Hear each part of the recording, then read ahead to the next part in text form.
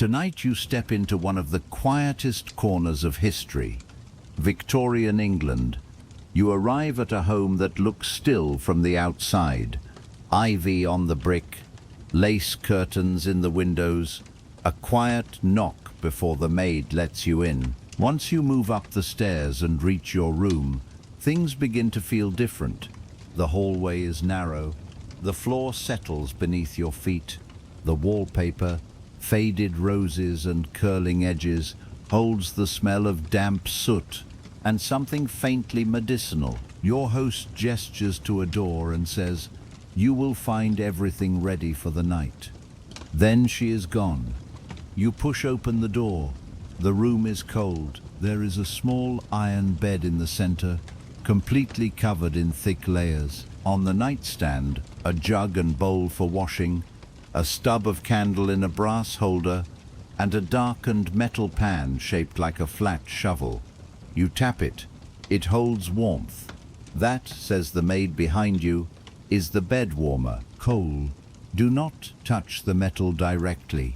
It will blister you. The bed itself rests under a mattress so soft it seems to swallow things.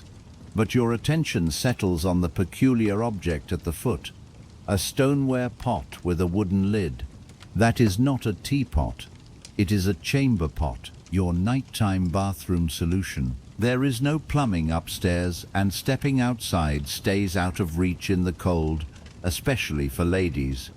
Before you settle into bed, you are already warm from carrying all the layers, a wool nightshirt, knitted socks, a thick robe. The fireplace in the corner has faded to embers, leaving behind a slow, acrid smell, coal and smoke mixed with something faintly metallic. And you have not yet attempted to lie down.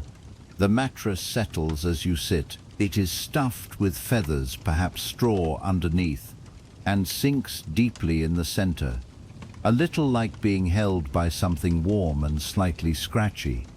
Then you hear a rustling in the walls, mice probably.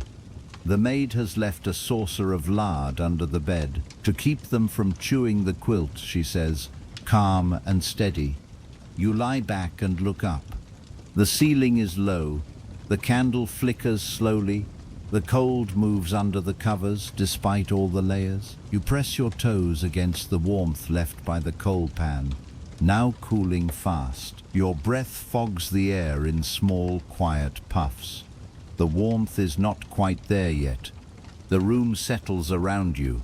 You pull the bed tight around you and wonder what people back then considered a perfect night's sleep, because so far it feels like a quiet kind of endurance, something between simple shelter and careful survival. Then comes the knocking, not on your door, but on the window. A loose shutter perhaps, or something else. You sit up slowly. You remember what the host said earlier as she climbed the stairs. Do not mind the knocking. The night has its own rhythm here. And that, you realize, is perhaps an understatement. You try to stay still through the knocking. It stops.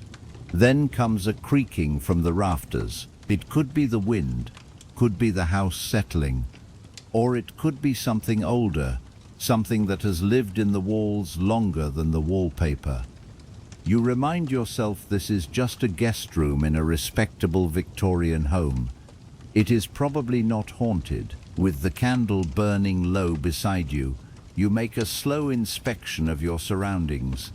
There is no lock on the door, just an old-fashioned latch. The window panes are warped from decades of cold and condensation, pressing the moonlight into soft patterns across the floorboards. You begin to understand why Victorians took the night so seriously, why everything in this room, from the heavy drapes to the brick in your bed, is about survival. Not just survival from the cold, but from the unknown. You move your feet toward the footboard and find the warmth has already faded. The coal pan the maid used to heat your sheets holds its warmth for about 20 minutes. Now the mattress feels damp, and the sheets hold the memory of the brick's heat, but none of the comfort. You turn the pillow, hoping for a cooler side, and find both sides are cold. Not cool, cold. And then there is the chamber pot. You had tried to stay away from it before, pretend it was not there. But now, with your feet growing cold and your mind staying active, you keep looking toward it. It just sits there in the gloom, a quiet vessel of practical necessity. What happens if you need to use it? How do you even manage in the dark? Does someone come collect it in the morning? You sincerely hope it is not your task to carry it downstairs. You roll over and pull the covers higher. They are made of wool and something scratchier, horsehair perhaps. Victorians relied on their layers.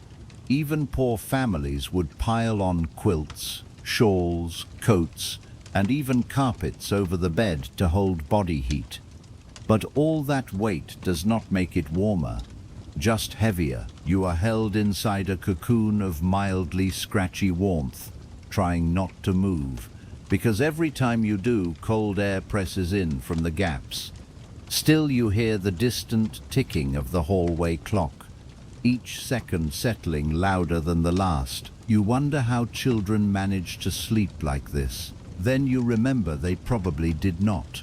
Victorian children often shared beds, sometimes 4 or 5 at a time, and not just siblings, cousins, servants, even lodgers could end up sleeping in shifts, feet to head, strangers breathing close to each other. It settles over you. This was luxury, a single bed, even with mice and chamber pots and cold corners. That was something rare. You shift again, and the bed frame lets out a slow sound that rises like breath. The feather mattress settles like dry leaves. Somewhere under you, the brick from the warming pan has rolled slightly out of place.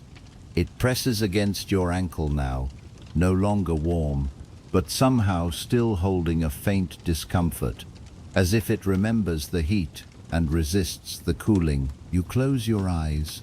You try to settle on warm things. You think of toast, which stays with you because many Victorian bedrooms smelled exactly like toast, and not warmly. That slow, burnt smell was not from breakfast. It drifted up through vents from coal soot, or from the paraffin used in the warmer, or from a hasty attempt to start the fire with too much kindling and not enough patience. The room settles. You are finally almost warm. Almost. But something in you knows this night is only just beginning. You wake to the soft scratch of wool against your cheek and the unmistakable weight of something sitting heavily on your head. You had forgotten about the nightcap. At first you think it is a stray sock, but no.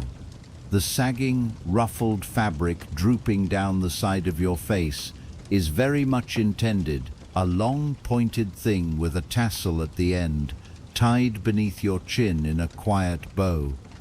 In the dim stillness of the room, it is just another part of the nightly ritual. Victorians wore their nightcaps regularly, both the fabric kind and the liquid kind, brandy before bed, but that stays separate from tonight's discussion.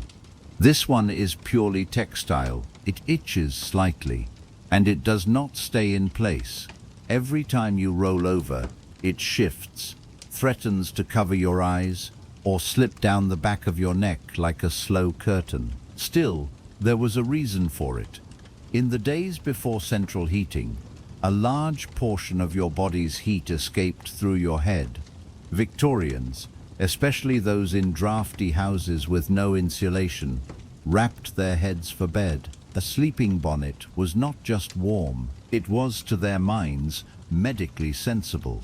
You run your fingers along the seams. It is hand-stitched, likely from cotton or linen, with a small embroidery at the edge. Not decorative, functional. Everything in this room is here for a reason, even if that reason feels slow and strange. Across the room, you notice a second nightcap, neatly folded on the chair beside your guest bed. The household expected a second sleeper, Sharing a room meant sharing gear. You sit up slowly, your headgear resting sideways like a wilted flower. The room has changed quietly in the dim light. A narrow thread of morning begins to press through the heavy curtains, but you are not getting up yet. There is still more to notice. Next to the bed is a small wooden box lined with flannel. You open it and find another Victorian sleep staple, the nose warmer. It is exactly what it sounds like, a tiny cloth pouch, like a small sock worn over the nose to keep it from growing cold during the night. Some even came in velvet for the fashionable sleeper. You lie back and think about the layering process. Stockings, flannel trousers, long nightshirt, shawl, nightcap, nose warmer.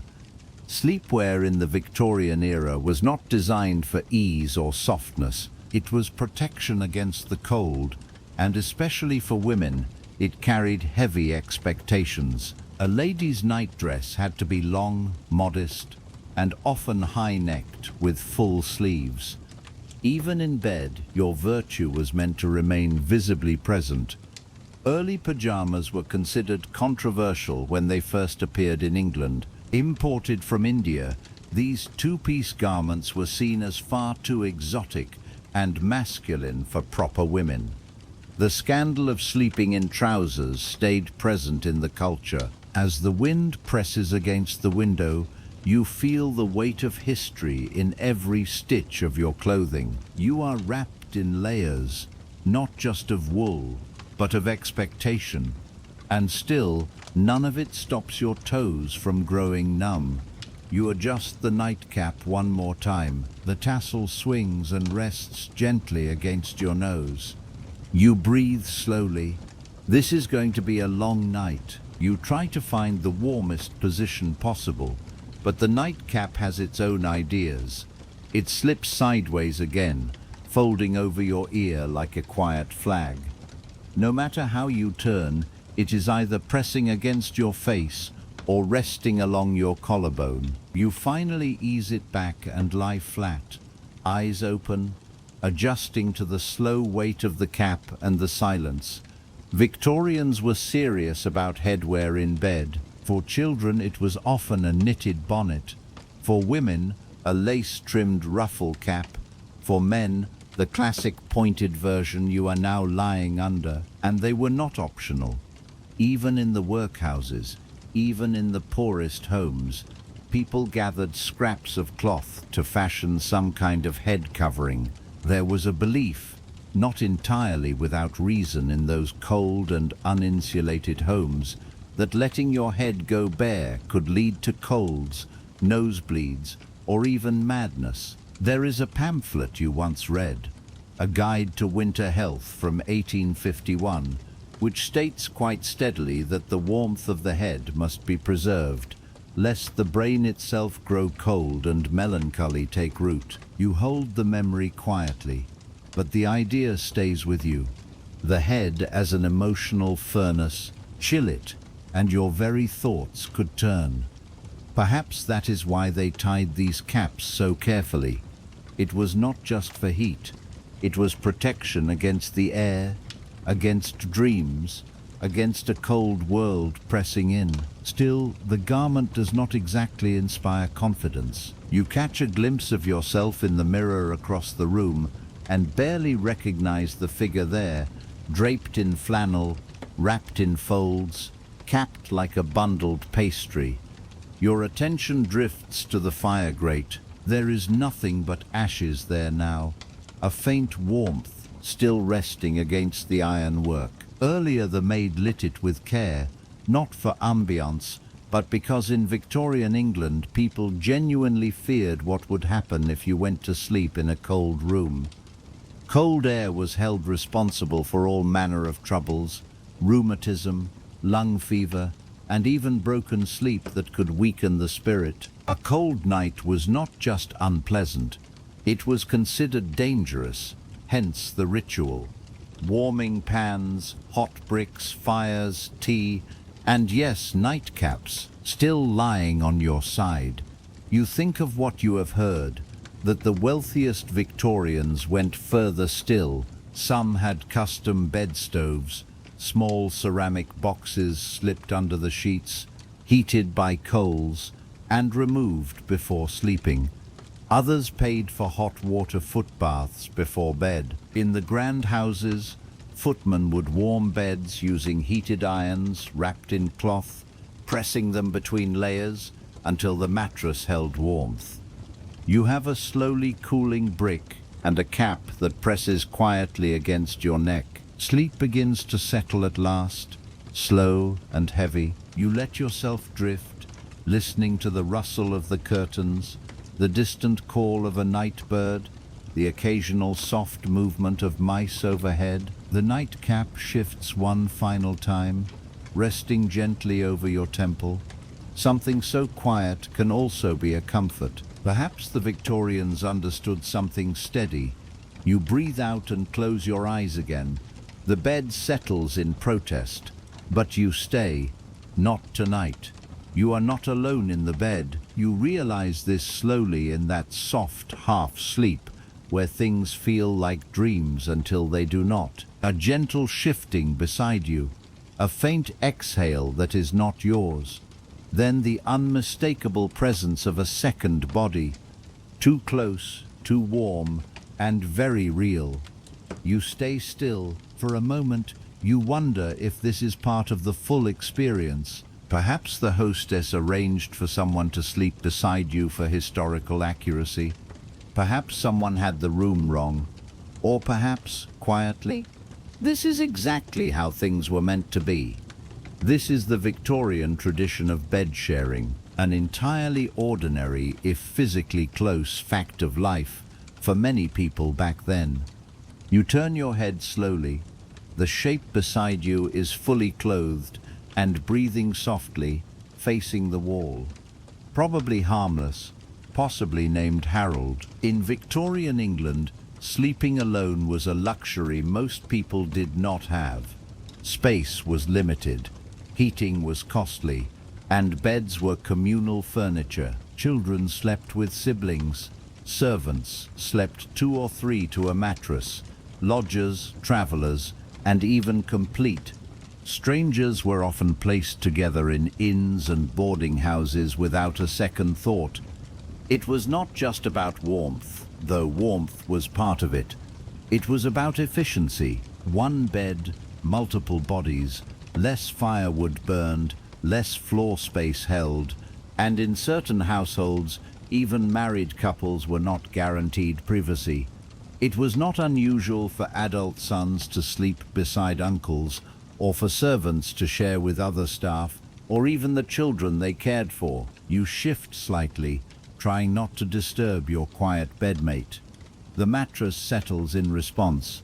These feather beds, soft as they seem, are not built for stillness. Every motion is felt. You move your leg, and the other side of the bed responds like a slow wave. And then there is the smell. Nothing sharp, just the steady combination of people after a long day. Wool, dust, a hint of soap that has done its work. You think about what it must have been like in a London boarding house, with 5 strangers pressed into a rented room above a butcher shop. No privacy, no silence, just the sound of breathing and shifting, and an unspoken agreement not to ask too many questions. You look at the ceiling and remember a story about an 1860s rail worker who rented a bed by the hour, not a room, a bed. He worked nights. Someone else worked days. They never met, just swapped sheets sometimes, and left notes under the pillow if something needed attention. It was called hot bedding, and yes, the mattress was still warm from the previous sleeper. You look at your current roommate. At least they are quiet, lodgers with night terrors, bedmates who talked in their sleep, or worse, walked their way right out the window. Even children were not free from it. Victorian parenting guides sometimes suggested siblings share beds to build moral discipline, as if having someone present would stop bad dreams or bad behavior.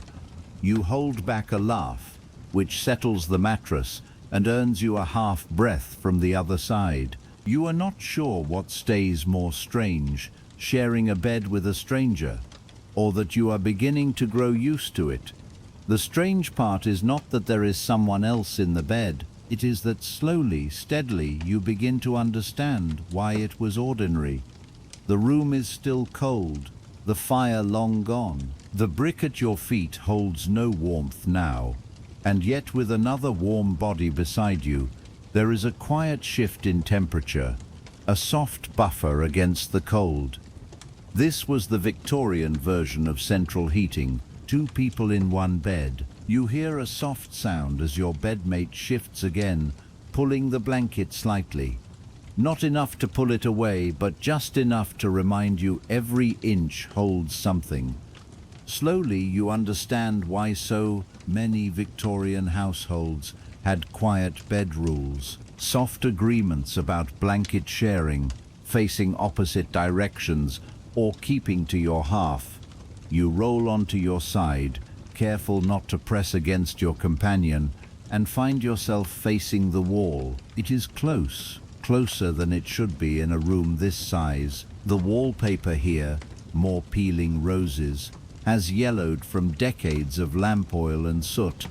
There is a faint dent where the headboard once pressed rhythmically, perhaps generations ago. You think about the room's history, the long line of sleepers that passed through it. Perhaps a governess once shared this bed with her pupil. Perhaps 2 maids slept here on alternate nights, or someone spent their last weeks on this mattress, asking quietly for more coal. The bed remembers even if the sheets have changed. And then there is the quiet strangeness of it all. Sharing a bed with a friend, acceptable. A relative, expected. But with someone of the same standing but different class, that could grow complicated.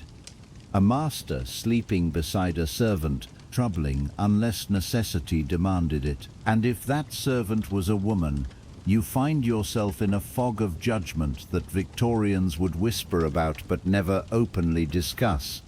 Yet it happened often. The working class rarely saw bed sharing as intimate. It was practical, efficient. People were too tired to find meaning in closeness. After 14 hours in a factory, you did not care who was beside you, just that they did not take the blanket or breathe too loudly. You lie still. Your bedmate is now fully asleep. Rhythmic breathing, slow and even. Victorian etiquette books warned young women about the dangers of sharing beds at boarding schools or in domestic service. Emotional entanglement, they called it. And for men, the fear was moral softening, the dreaded idea of unnatural closeness. And yet, tens of thousands did it every single night. You think of hotel guides from the 1800s where a bed for the night might mean a straw mat in a hallway or a spot beside a coughing merchant. There were no reviews, just a coin handed to the porter and a quiet hope. Even Queen Victoria herself, it is said, sometimes slept beside her ladies in waiting during travel, not out of preference, but out of protocol. You feel your own body growing heavy again, the weight of wool, the warmth of the other sleeper. The silence slowly settle around you. In this quiet bed, in this quieter time, you begin to understand the logic beneath the closeness. Sleep in the Victorian world was not just a private act, it was shared survival. You close your eyes. Tomorrow will be strange too.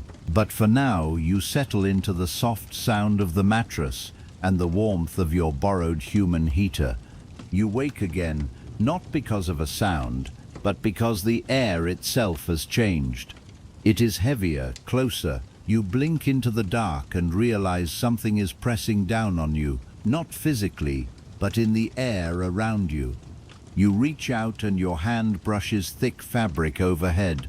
A curtain, or more precisely, a canopy. You had forgotten. This bed is curtained on all sides. You find the edge and pull it back. The rush of cool air is immediate, damp and sharp, and for the first time you understand why Victorians were so focused on keeping it out. This was the age of miasma, the belief that foul smells carried deadly diseases, and at night, nothing was more feared than night air, that invisible danger that pressed through windows and under doors, bringing with it cholera, consumption, and all manner of silent harm. The answer was to seal the bed, curtains, canopies, valances. These were not just decorative, they were health equipment. The wealthy had tall four-posters draped in heavy velvet or brocade. The middle class settled for calico or thick linen. Even the poor sometimes gathered shawls or stitched together spare blankets to make a sleep enclosure. You draw the curtain aside fully now, taking in the small world you have been sleeping in. It is like a fabric tent within a room, a microclimate, warm, still, and oddly familiar, but also close. There is no airflow. Your breath lingers. You can smell everything. The lavender sachet tucked under the pillow, the coal smoke from earlier, the damp wool of your nightshirt. You imagine spending 8 or 9 hours in this curtain cocoon night after night, breathing the same trapped air, waking with your eyelashes damp. No wonder they thought air could carry illness. The fear of night air was genuine. Doctors warned against sleeping near open windows. Bed manuals suggested placing beds in the center of the room, away from walls where cold could press in. Some believed you could catch pneumonia just by leaving a curtain open a crack. You look toward the window. It is latched tight, but beyond it, you notice something. Small fabric rolls on the sill. Draft stoppers, sausage-shaped tubes filled with sand or rice, placed to block the airflow. It is a quiet battle against the wind, and wind was only part of it. Smells were the real concern. Bad smells were believed to carry death. The stale air of a canal, the smell of illness, the smell of poverty. Entire neighborhoods were labeled unbreathable, as if you could take in sickness simply by breathing too deeply near the slums. So the answer was layers, beds within beds, layers of linen and velvet and quiet ritual. Close the curtains, light a scented candle, hang a pomander, seal yourself in a pocket of safety, and hope that no foul air settled in your lungs during the night. You press a finger to the cold glass of the window. Beyond it, the world rests under a moonlit fog. But in here, you are sealed off, held, or at least you are supposed to feel that way. You draw the curtain closed again, not from fear, but from habit. The temperature inside warms quickly. Your breath fogs the air again. It is not fresh, not exactly, but it is familiar now, and in a way, the Victorians were not entirely wrong. It is easier to sleep when the outside world is held away. You lie still beneath the curtains, listening to the muffled world beyond the fabric folds. Every sound is softened now, no settling from the floorboards, no shifting from the bedmate across the mattress, just your own breathing, amplified inside your cotton cocoon. It is oddly peaceful, and yet a little close. You lift the edge of the curtain slightly, and let the difference reach you. Cool, sharp air rests against your cheek. It is such a contrast that it almost feels threatening. And to a Victorian sleeper, it was. The fear of night air was not just household habit. It was part of public health thinking. Entire hospital wings were built with windows kept tightly shut after sunset. Parents were warned not to let their children sleep near open glass. During the London cholera epidemics, people fled cities not because of germs. They did not yet know about germs. They fled because of the stench. Bad air was believed to be deadly, and it shaped how homes, beds, and even moral life were arranged. Because yes, breathing badly could be seen as a sign of poor character. Letting in cold night air was not just careless. It could be read as laziness, recklessness, a failure to protect one's household. You were not just responsible for your own lungs, you were responsible for the entire room. So what did people do? They turned bedrooms into protected spaces. Beds were not just for rest, they were barriers, velvet curtains, canopies, underbed carpets to block floor drafts, heavy headboards that leaned away from outer walls. Some people stuffed cracks in the doors with wool or newspaper to hold the air inside. And in poorer homes where all these things were out of reach, they piled on whatever they had: coats, rags, sacks, anything that could hold in the warmth and hold out the creeping cold. Even the phrase "getting into bed" took on new meaning. You did not just lie down, you entered it, climbed into a sealed space, folded yourself beneath layers, and let the curtains fall around you like slow drapes. All of this for a little warmth and the hope that nothing harmful would settle in your lungs while you slept. You reach out now and feel the curtain's edge again. It is thick, thicker than any bedroom fabric you have held before. Not soft, but dense, like it is meant to guard something. Perhaps it is, perhaps in its own way it is trying to protect you from the fears of medicine past. You think again of the poorer quarters of London. There, beds were often hung with makeshift curtains, old coats stitched together, bits of salvaged cloth from the docks. Entire families might sleep in one bed, surrounded by whatever they could find to keep the draft away. In some slums, people built bed closets, wooden boxes with just enough space for one sleeper, shut with a door to keep the air out, like a coffin, but warmer. And that was not the worst of it. In mining towns and tenement blocks, windows were nailed shut for the winter, not to keep people in, but to keep cold out. Open air meant cold, and cold meant coughing, and coughing meant losing wages, or worse, your place in the crowded bed you rented by the week. You lower the curtain now and settle back into your private tent of thick air and wool. It is strange how a piece of fabric can shift the entire feeling of a night. Outside the curtain there is space, sound, draft. Inside there is just you and the warm, quiet dark. You close your eyes. The curtain moves slightly with your breath. And in this moment, sealed in like something protected, you begin to understand what made Victorian sleepers so devoted to their drapes. The next time you stir, it is because your foot touches something solid and unpleasantly cold. You pull back quickly, and then immediately stay still. That was not a rat, it was the brick. The same heavy coal-fired object the maid carefully wrapped in cloth and tucked near your feet before bed. The same one you were told not to touch directly unless you want a blister. Now it is loose and cold and pressing against your ankle like something forgotten. You sit up slightly, pulling the covers back. The feather mattress holds your every movement with a slow, soft sigh, making the task harder than it should be, like trying to pull free from something fond but very determined.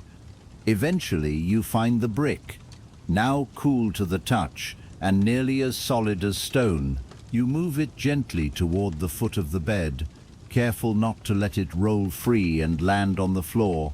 That is all you need. A loud sound in the middle of the night to wake the household and require an explanation. Still, even cold, you are quietly grateful for it. Because for a while, perhaps the first hour of the night, that brick did its work. It held heat through the foot of the bed, gave you a sense of warmth, and reminded you that in Victorian England, sleep was not just a natural act, it was a careful plan. And the feather bed itself is another matter entirely. At first glance, it looked like a comfort, a soft, deep mountain of rest. But once you sank into it, you understand the truth. It does not support you. It holds you. Your spine is now gently curved. Your legs rest higher than your torso. Any attempt to roll over requires both thought and effort, and the more you move, the more the feathers shift, creating unexpected lumps in places you would rather not mention. Feather beds were considered the great status symbol in Victorian homes, stuffed with goose or duck feathers, covered in ticking fabric.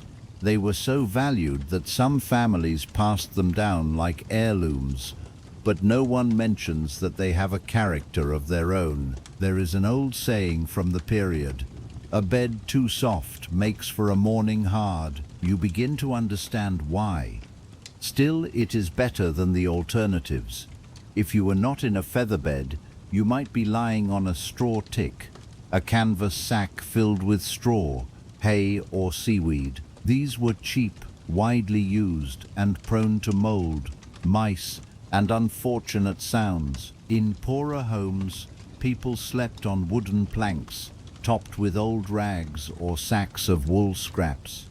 And in workhouses, there was no mattress at all, just a blanket on the floor if you were fortunate. But even feather beds came with difficulties. Too warm in summer, too cold in winter, unless you had that brick. And every few months, you had to beat the mattress outside with a stick to fluff it back into shape and drive out any small residents. Feathers shifted, molds settled in, and over time the center of the mattress sank like something slowly giving way. You lie back now, your head sinking again into the soft hollow where others have surely rested before you, like sleeping in a warm, slightly knowing marsh. You try shifting your weight, hoping to find a new place that has not already shaped itself to someone else. But the feather bed resists. Every inch of it seems determined to hold you like something soft and slow. You are not quite lying down. You are being absorbed, and yet it is strangely comforting. Victorians saw their beds as more than furniture. They were status symbols, investments, even quiet sanctuaries. A well-made bed, particularly in the middle and upper classes, was part of the daily display of moral order. Each morning it was fluffed, tucked, and tended like something valued. A disheveled bed hinted at something missing, poor upbringing perhaps, or weakness. There were entire handbooks on how to make a proper Victorian bed. First, shake the feather mattress with enough force to wake the room, then layer it with linens, bottom sheet tightly tucked, top sheet smooth but not stretched, woolen blanket, counterpane, and finally the feather-filled eiderdown like a soft topping for your personal sleep, tidy, orderly, morally upright. You glance now at your own disarranged pile of bedding, and by Victorian standards, you are clearly settling toward ruin. Still, the eiderdown is the one thing holding warmth now that the brick has gone cold. It is a strange object, heavier than a blanket, but somehow lighter, like sleeping under a stuffed cloud. The stitching has grown slightly uneven over time, so the feathers bunch together in patches, leaving warm zones and cold gaps, like some strange internal weather system. You shift again and feel something crinkle beneath you. The bed rubber. Not exactly a gentle term, but very much part of the setup. It is a waxed cloth laid between the mattress and the bottom sheet, meant to protect the bed from accidents, spilled tea, overfilled chamber pots, or the occasional unsettled night. Some were made of oiled silk, others of gutta percha, a plant-based rubber. Either way, they made a faint crackling sound every time you moved, reminding you that sleep here was regulated. You wonder how anyone ever managed to sleep deeply, surrounded by all this effort and expectation. But then you remember they were tired. Most Victorians worked long, heavy hours, factory shifts that ran 14 hours, domestic servants who rose before dawn and collapsed after midnight. Rural laborers who hauled, chopped, stitched, or cleaned until their hands cracked. By the time they reached their beds, comfort was not the goal. What mattered was warmth, rest, and the faint sense of privacy. You close your eyes, trying to feel what they might have felt. The quiet of being horizontal, the ache in your bones softened by feathers, the fading cold of your feet slowly warming under layers of wool and quilt, and even the brick, yes, even that heavy, lumpy piece of coal-fired stone, was once welcomed like something familiar. You understand now why bedtime was a ritual. It had to be, because the world outside was heavy, unpredictable, and often unforgiving. But in here, beneath curtains, between feathers, above warm bricks and wax cloths, there was a kind of order. There was softness. There was, if not peace, at least pause. And for the Victorian sleeper, that was enough. You are just beginning to drift again, sinking slowly into the feather bed, letting the last warmth from the vanished brick rest against your toes. When you hear a whisper, not from the bedmate, not from the wind, it is coming from the far side of the room. Soft, quiet, barely more than breath. You stay still, then another voice answers it. Louder, dramatic, female. I told her not to open the drawer.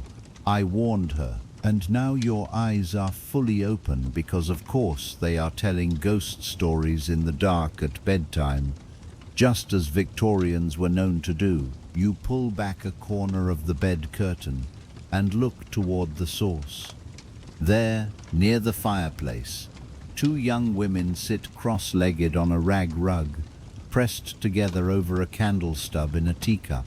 You recognize them now, maids in the house. They must have crept in after lights out, stealing a few minutes before the workday starts again at dawn. You are not supposed to be here for this, but you are, and you listen. The story involves a haunted drawer, a stolen brooch, and a hand that appears at night to retrieve what was taken. One of the maids holds the other's sleeve as she speaks, her voice rising and falling like someone performing a quiet stage role. You cannot look away. Victorian bedrooms were not just places for sleep, they were stages, and ghost stories were a nightly tradition, especially for those who shared rooms or worked in service. In boarding schools, factory dormitories, and servants' quarters, girls gathered together after dark and exchanged tales of grey ladies, headless soldiers, and cursed objects. It was not just for amusement, it was ritual. Many Victorians believed that nighttime was when the spiritual and physical worlds drew closest. The space between realms grew thin, and dreams were doorways. If a dream was vivid enough or repeated enough, it was taken seriously. Entire books were written to interpret them. Dream guides bound in leather with worn pages on black dogs, falling teeth, and weddings gone wrong. You shift slightly in the bed, the mattress settles and the girls fall silent.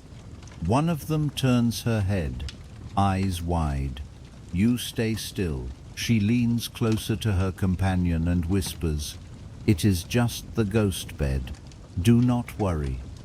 The other nods as if that is a perfectly reasonable explanation. You settle slowly back under the covers, letting the curtain fall shut again. And now your chest holds a quiet alertness, not from fear, but from recognition, because suddenly the room feels like a memory, a moment held in lamplight, quiet voices, and shared unease. You do not know the story's ending, but somehow you do not need to. Victorians lived with death in a way that has faded now. It was always nearby: disease, childbirth, accidents. And when someone died, the rituals took place in the home, sometimes in the very bed you are sleeping in. No wonder ghost stories spread. They were not just entertainment, they were a way to carry grief, fear, and the unanswered questions that lingered when someone simply disappeared from the dinner table, and they made bedtime, already strange and sacred and a little lonely, feel like something shared. You listen again. The girls have moved on to another tale now. This one involves a mirror that never shows your own reflection after midnight. You pull the covers over your head, just in case. Beneath the blankets, your breath warms the small space around your face, but you are not quite ready to close your eyes again. Not after that part about the mirror. You peek from beneath the covers and listen as the voices continue. Lower now, almost reverent. The tone has shifted. This is not just a story anymore. It has become something more like ritual, almost confessional. The girl with the sharper voice says she once dreamed of a man in a black coat standing at the end of her bed. He did not move, just pointed to the wall. When she woke, there was a crack in the plaster, exactly where his finger had aimed. A slow chill moves across your scalp. The other girl says her sister dreamed of water, rising water, night after night for a week. Then came the flood. It washed away their family's shop. Dreams mean things, she whispers, and you realize this is not performance. It is folklore. To Victorians, dreams were more than idle thoughts. They were seen as signs, warnings, sometimes even moral messages from somewhere beyond. There were newspapers that printed weekly dream guides, almanacs with full dream interpretation charts, and well-worn books on many a nightstand, listing meanings for symbols from serpents to spilled ink. You rest your hand on your pillow, wondering what meaning would be assigned to a feather bed, slowly absorbing its sleeper. Probably something about indulgence or pride. It was not just the content of dreams that drew Victorians. It was how and when you dreamed. There was a steady belief that dreams were clearest when the body rested in a particular position. Lying on your right side was best. Sleeping face down was thought to invite sinful thoughts or even darker influence. Some books warned young ladies to avoid heavy foods or romantic novels before bed, lest their imaginations grow disordered. And if you had a nightmare, that was not random. It might mean your conscience held something guilty, or you had been exposed to foul air, or you had forgotten to say your prayers. You shift slightly on the mattress, now very aware of how you are lying and what you might be inviting with the wrong angle of your spine. The whispering fades. You sense the maids have gone, or perhaps they are tucked into their own bedding somewhere nearby. Stories finished. Candle out. The room settles into complete stillness, as if it is holding its breath. You close your eyes, and the moment you do, your mind begins to press quietly against you. You imagine the man in the black coat, not at the foot of your bed, but in the corner between the fireplace and the wardrobe, just outside the curtain's edge. You tell yourself it is just the dark, but then you think of that mirror the girl mentioned, the one that refuses to show your reflection past midnight. You want to release the thought, but your throat holds tight. It is only a story, you think, but stories are sticky things, especially when told in whispers by candlelight, in old rooms with settling floors and thin walls, especially when you have barely slept and the bed feels more like a hold than a haven.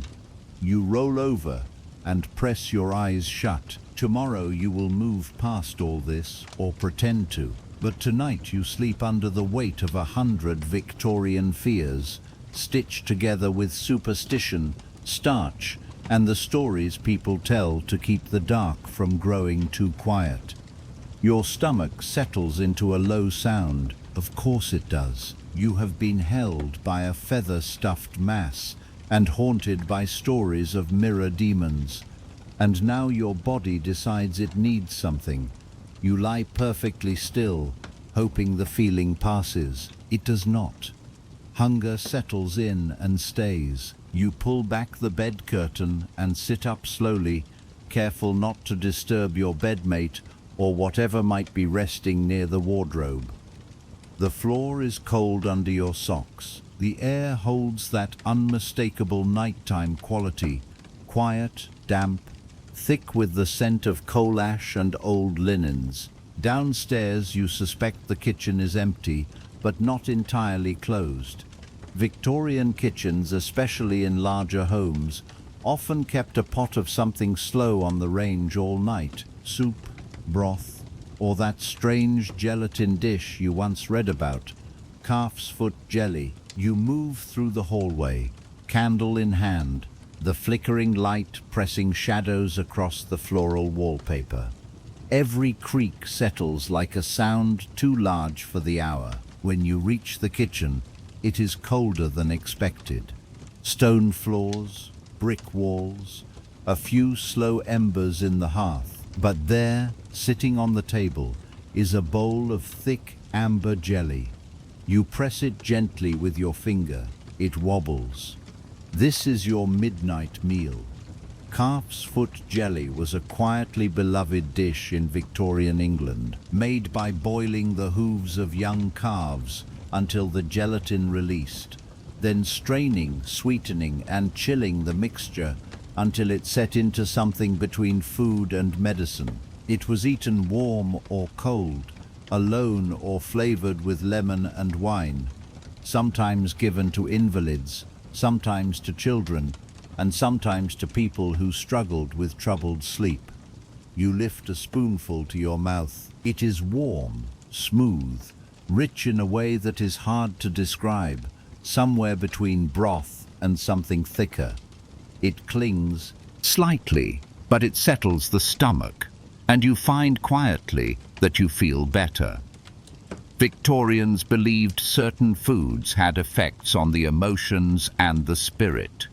Calf's foot jelly was one of the nervine foods, meant to calm the system, strengthen the constitution, and ease troubled sleep. It was even prescribed for overactive imagination or nervous complaints, whatever that gently veiled phrase meant. On the shelf beside the hearth, you see other nighttime remedies: a tin of malt syrup, a jar of stewed prunes, something labeled beef tea, all meant to nourish the tired, the restless, and the occasionally unsettled.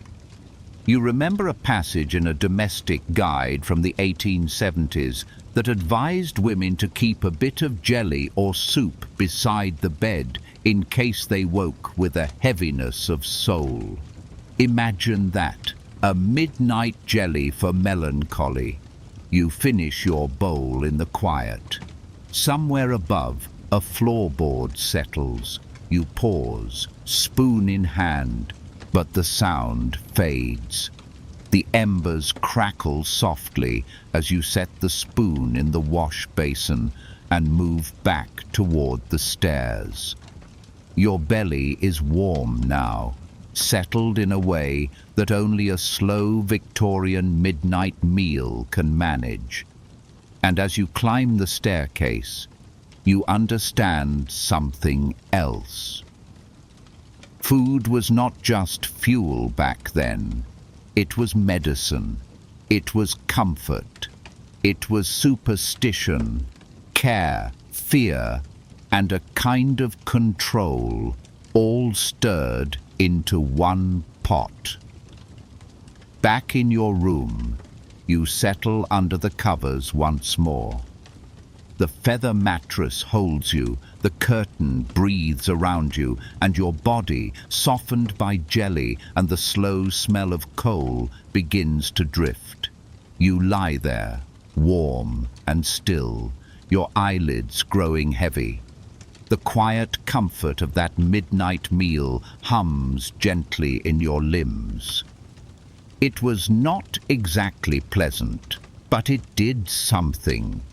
It settled you, held you. Perhaps the Victorians understood something steady after all. Still, you think quietly about who first decided to boil a calf's foot into wobbling goo and call it a remedy for sleeplessness. But then again, in a world where medicine included leeches and mustard plasters, perhaps jelly was not such a large step. Victorians did not just eat for nourishment. They arranged their food for emotional balance, spiritual steadiness, and of course, moral standing.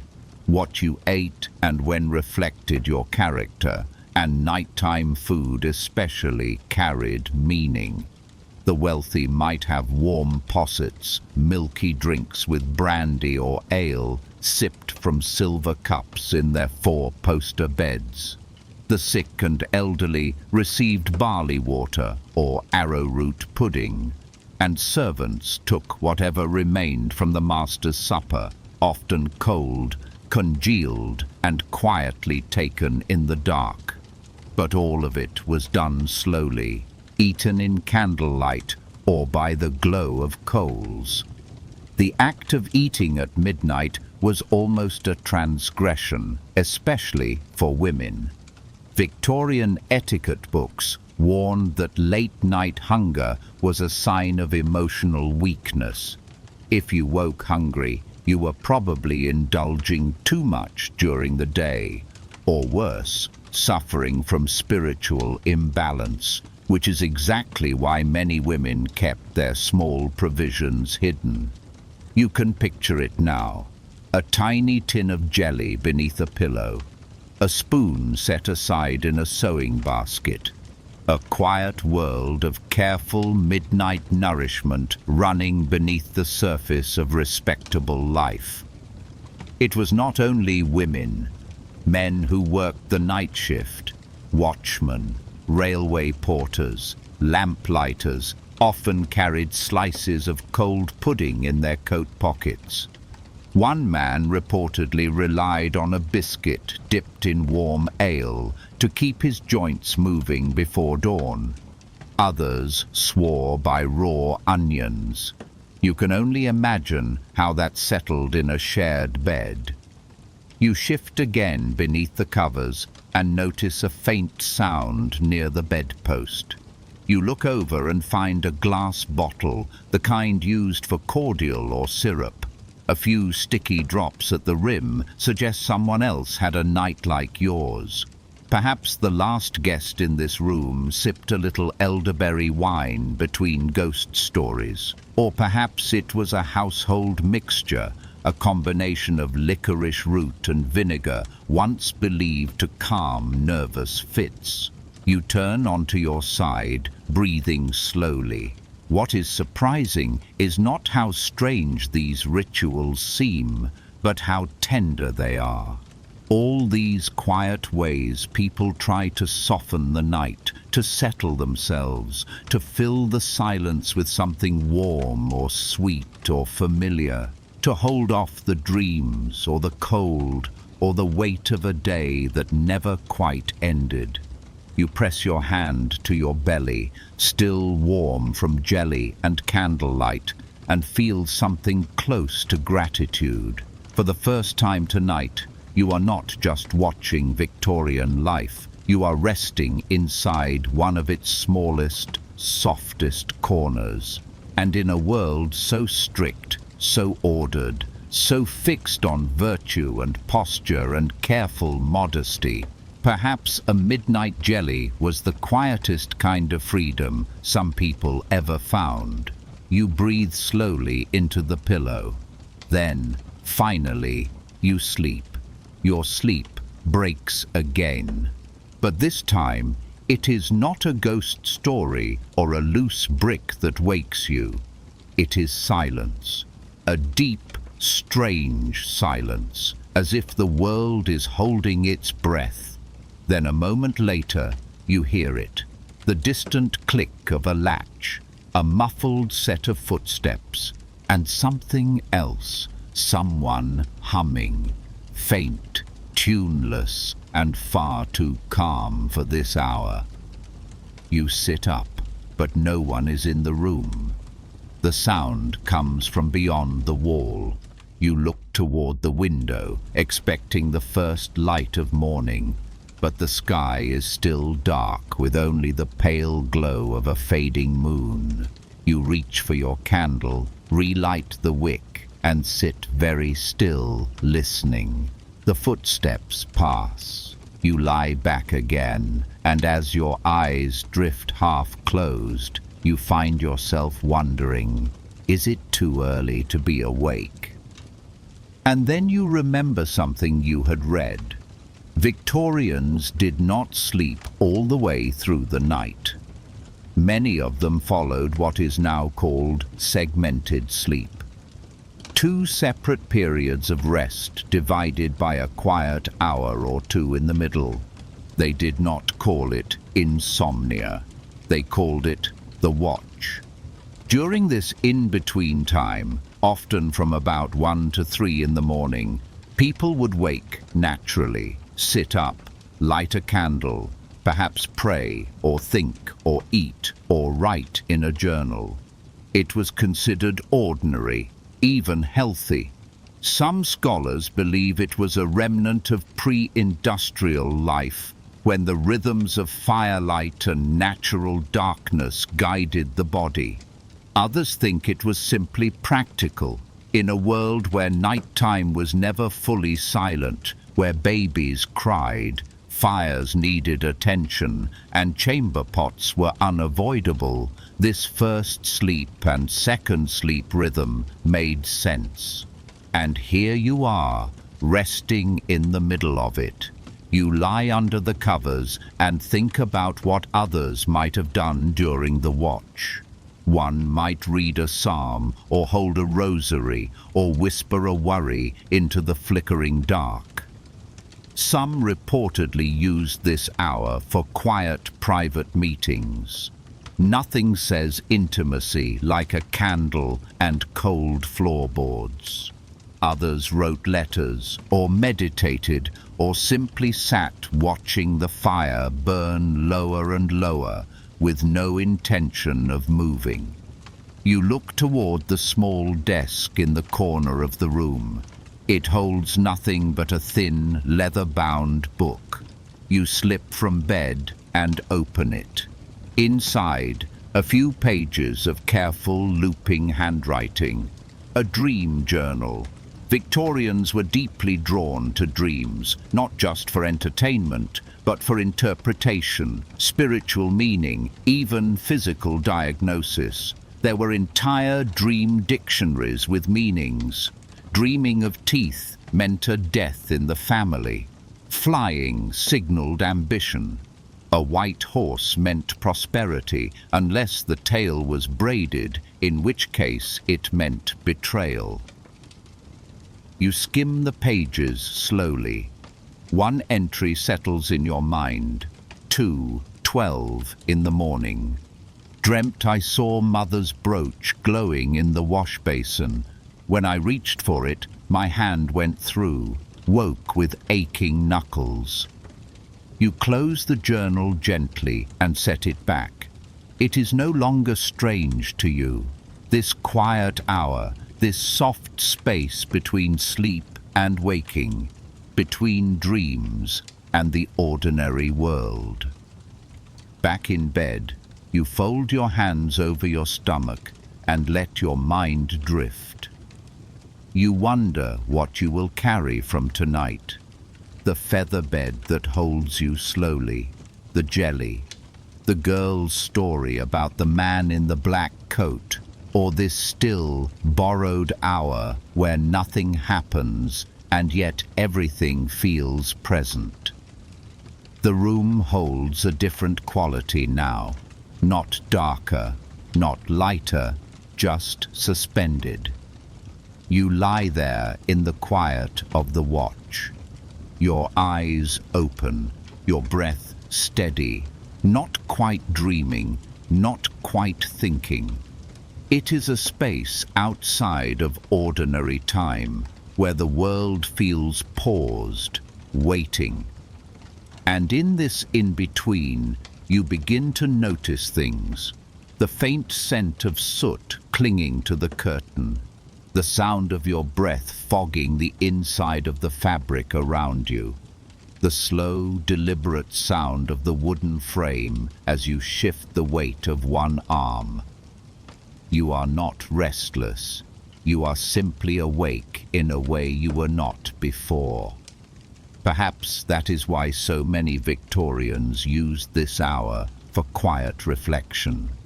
There was something held in it, a time to sit with yourself, without noise, without duty, without anyone watching, just you and the dark and the sound of your own steady heartbeat. Not everyone spent this hour alone. Some families planned for the watch. Mothers nursed babies. Fathers slipped downstairs to tend the fire or sit quietly in the cold scullery. In certain rural communities, neighbors would even visit one another briefly, exchanging small news or herbal remedies, all in low voices over candlelight. Imagine knocking on your neighbor's door at 2:30 in the morning, holding a pot of chamomile and asking, "Trouble sleeping?" And yet for them it was not strange, because the idea of sleep as a single unbroken block had not yet taken hold. That did not happen until artificial light spread widely. Gas lamps, then electric bulbs. That is when society began pressing for productivity, efficiency, and sleeping through the night without interruption.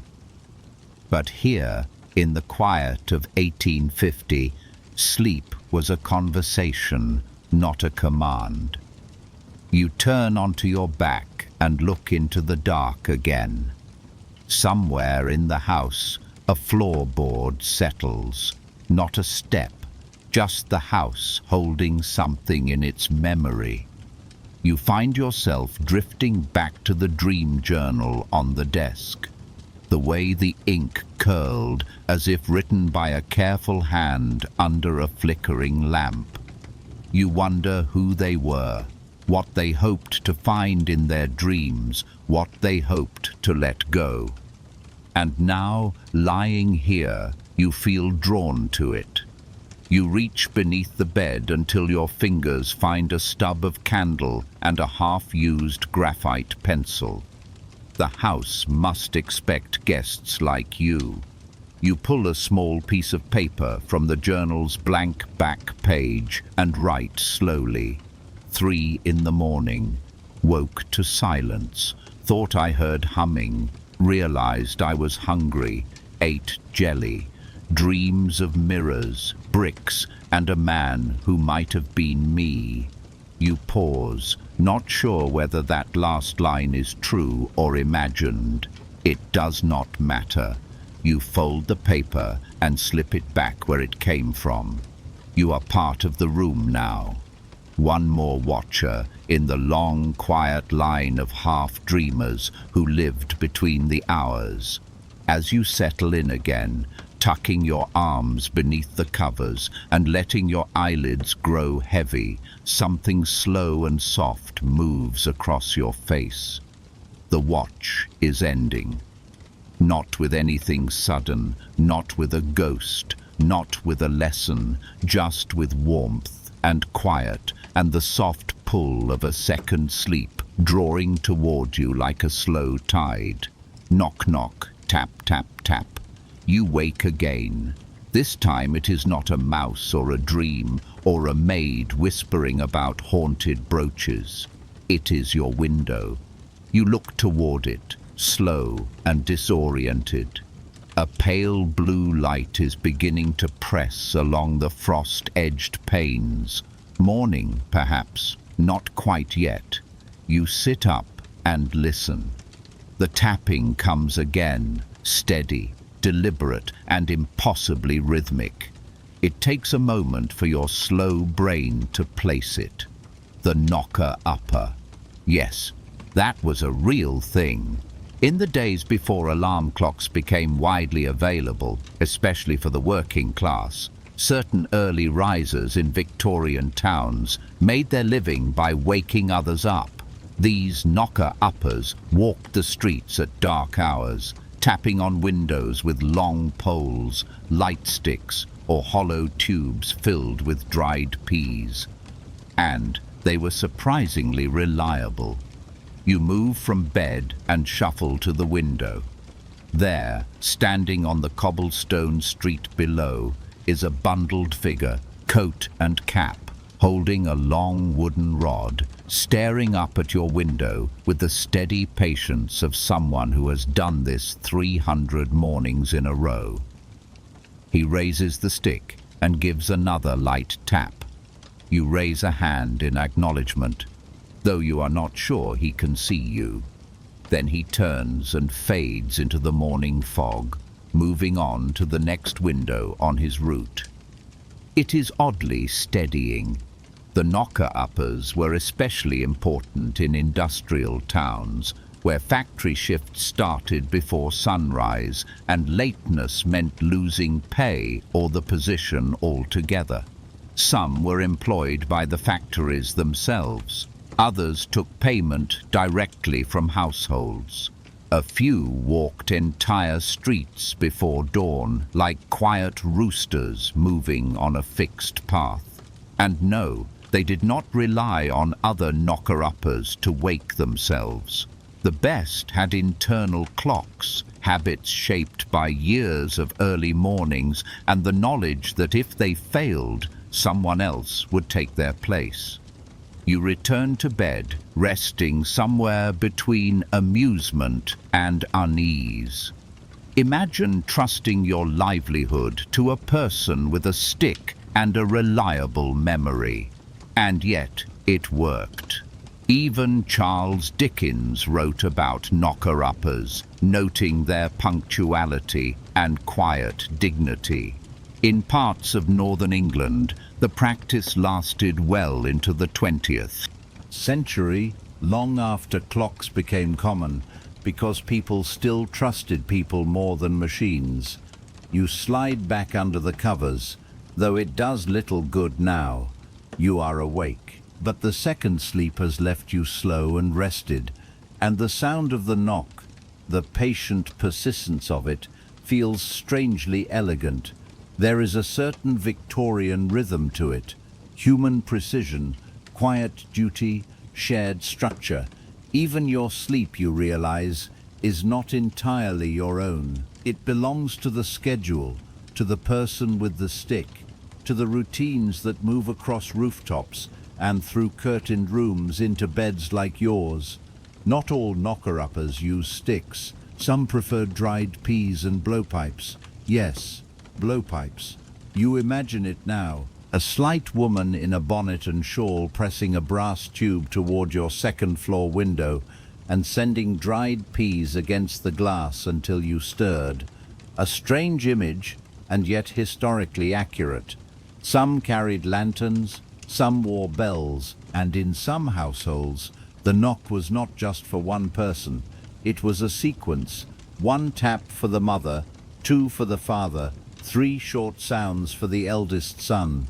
Entire waking codes passed down through generations, spoken through glass.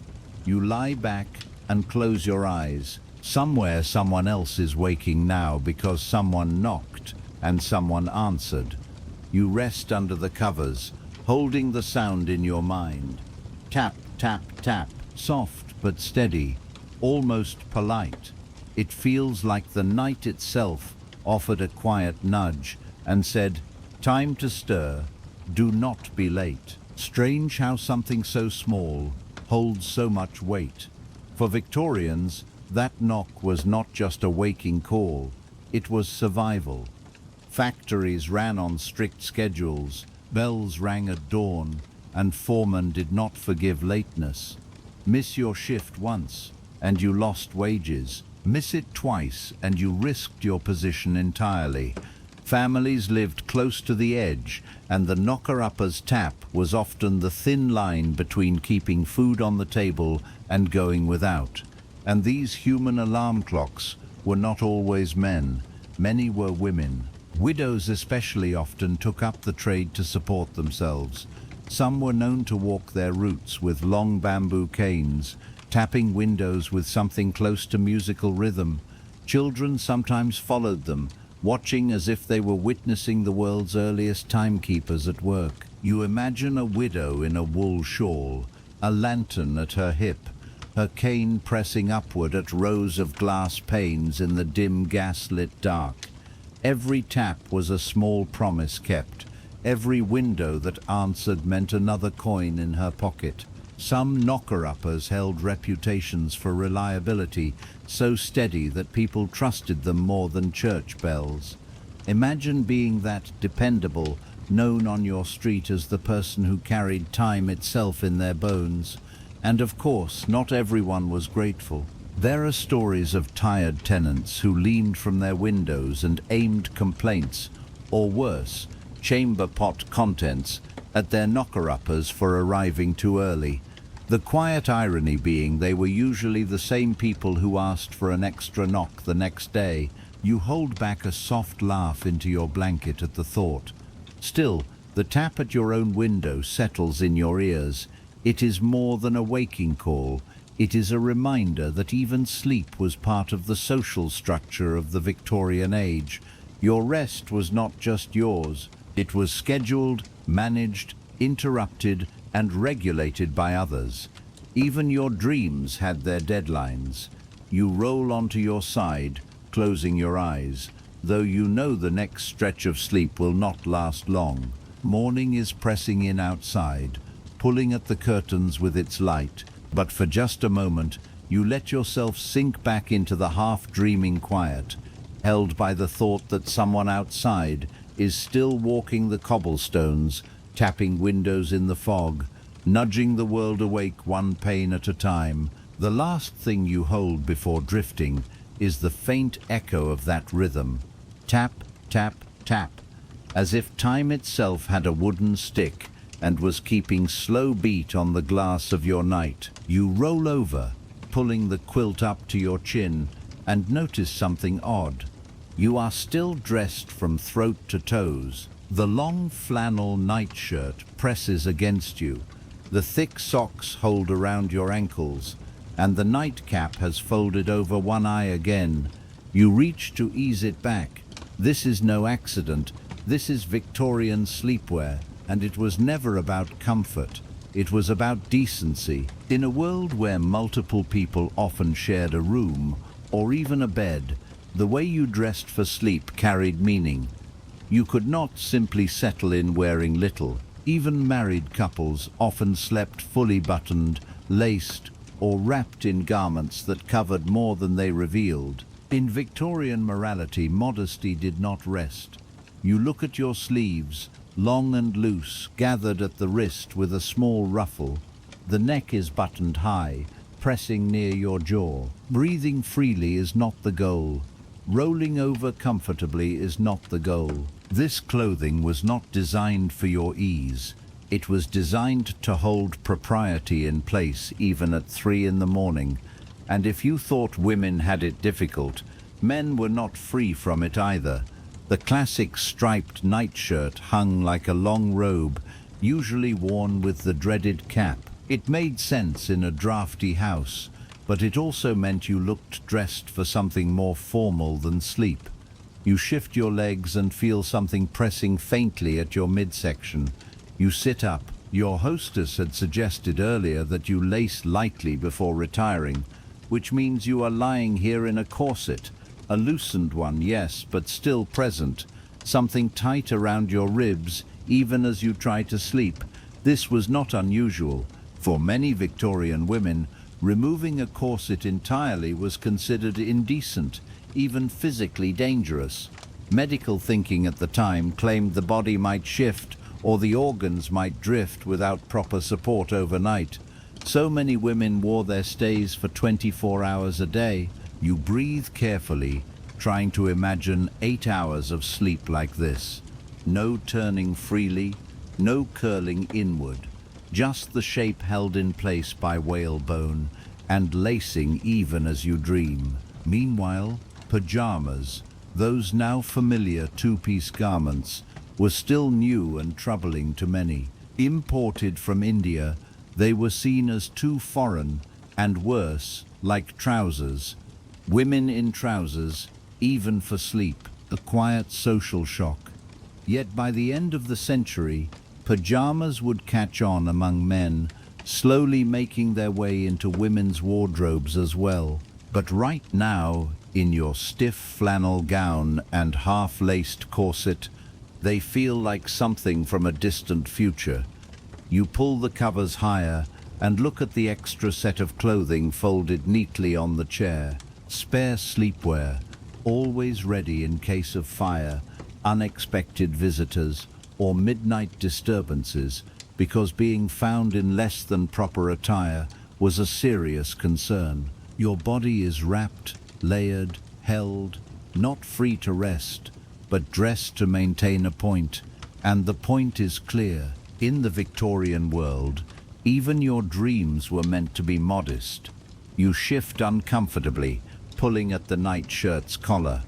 The fire has died. The air in the room is sharp with cold and faint frost, but somehow you are still warm under all the layers. You think of your own time, where sleeping in almost nothing is ordinary. Here, that would have been deeply troubling, because in the Victorian mind, what you wore in bed reflected who you were outside of it. A neat, modest nightgown meant you were disciplined, orderly, and respectable. Clothing that was loose or absent suggested weakness, moral softness, perhaps something worse. Household guides advised mothers to watch their children's sleepwear in case careless habits formed in the absence of correct attire. Even your night clothes were part of your moral account. You look again at the corset. Loosened stays, yes, but still holding.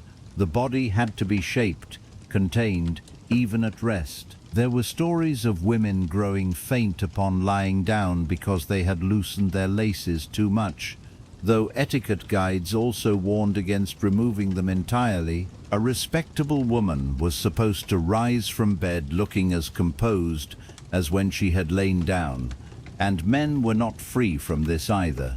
A proper gentleman might wear a woolen wrapper over his nightshirt, a kind of early dressing gown to ensure he never moved through the hall, looking undignified. Wealthy bachelors even had embroidered nightgowns, monogrammed like formal coats.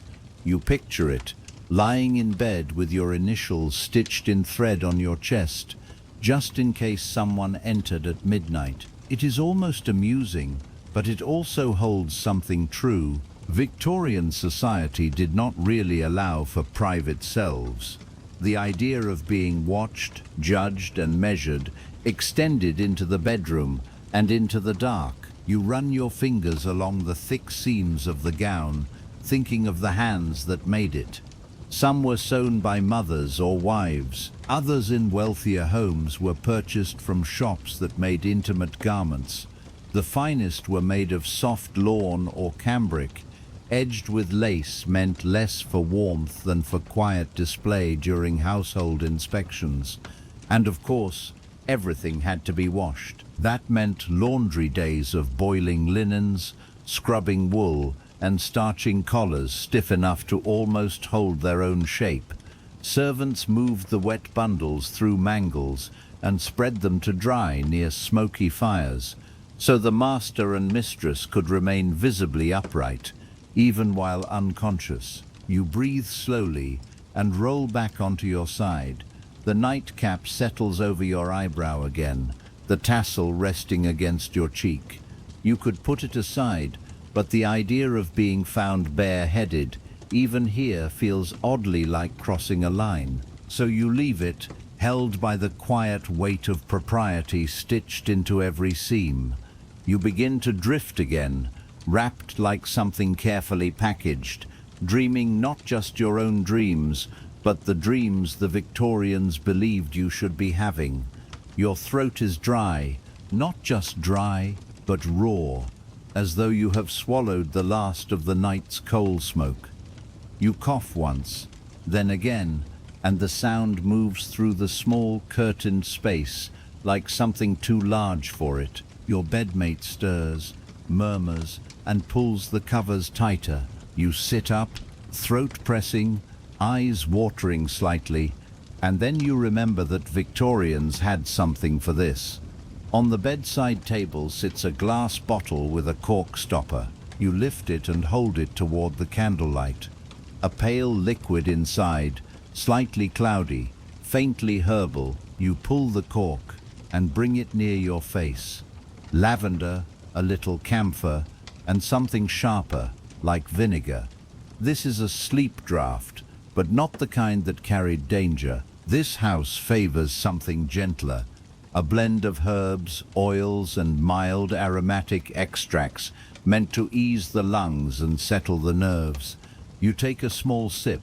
The taste is sharp, almost medicinal, like something from a kitchen garden steeped overnight. But your throat settles almost immediately, soothed by the slow mixture.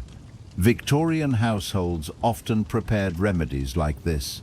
Lavender water was one of the most common, thought to calm nervousness, ease sleeplessness, and freshen the air. Camphor was popular too.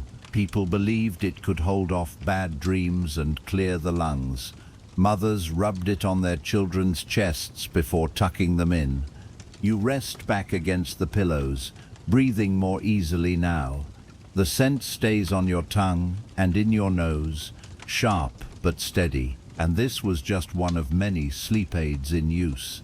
A sprig of rosemary pinned inside a pillowcase, a sachet of dried hops hung above the bed, vinegar on the sheets, even onion syrup, which some swore would ease a restless night as long as you endured the smell. The thinking was always the same. If night air was dangerous, then fill the air with something else. Mask it, tame it, replace it with scents that carried safety. You ease the curtain back slightly and look toward the washstand. There, a small bowl of dried flowers rests, clearly meant to scent the space. Potpourri heavy with rose petals and cloves. Its smell mixes with the lavender draft still resting on your tongue, filling the air with a slow Victorian fragrance. Was it effective? Perhaps only in the way that rituals are always effective, by persuading the mind that safety has returned, that the body can let go. You press your legs down slowly beneath the covers and let the faint scent settle around you like something invisible but present. The coughing has passed. The draft has done its work, and for the first time in hours, you feel true rest pressing back toward you. You understand now that in this world, sleep was not just sleep. It was something tended, curated, managed like a slow garden. And each herb, each scent, each ritual was another thing planted in the hope of a dream. You close your eyes, and this time the dark feels quiet. You settle deeper into the bed, the faint smell of lavender still resting in your nose, when you notice the small collection of bottles lined up neatly on the washstand. You had not seen them before. Glass vials, each with handwritten labels curling at the edges. You rise, candle in hand, and lean closer. Chamomile tonic, valerian syrup, pennyroyal infusion. Each one holds a chapter in the Victorian story of sleep.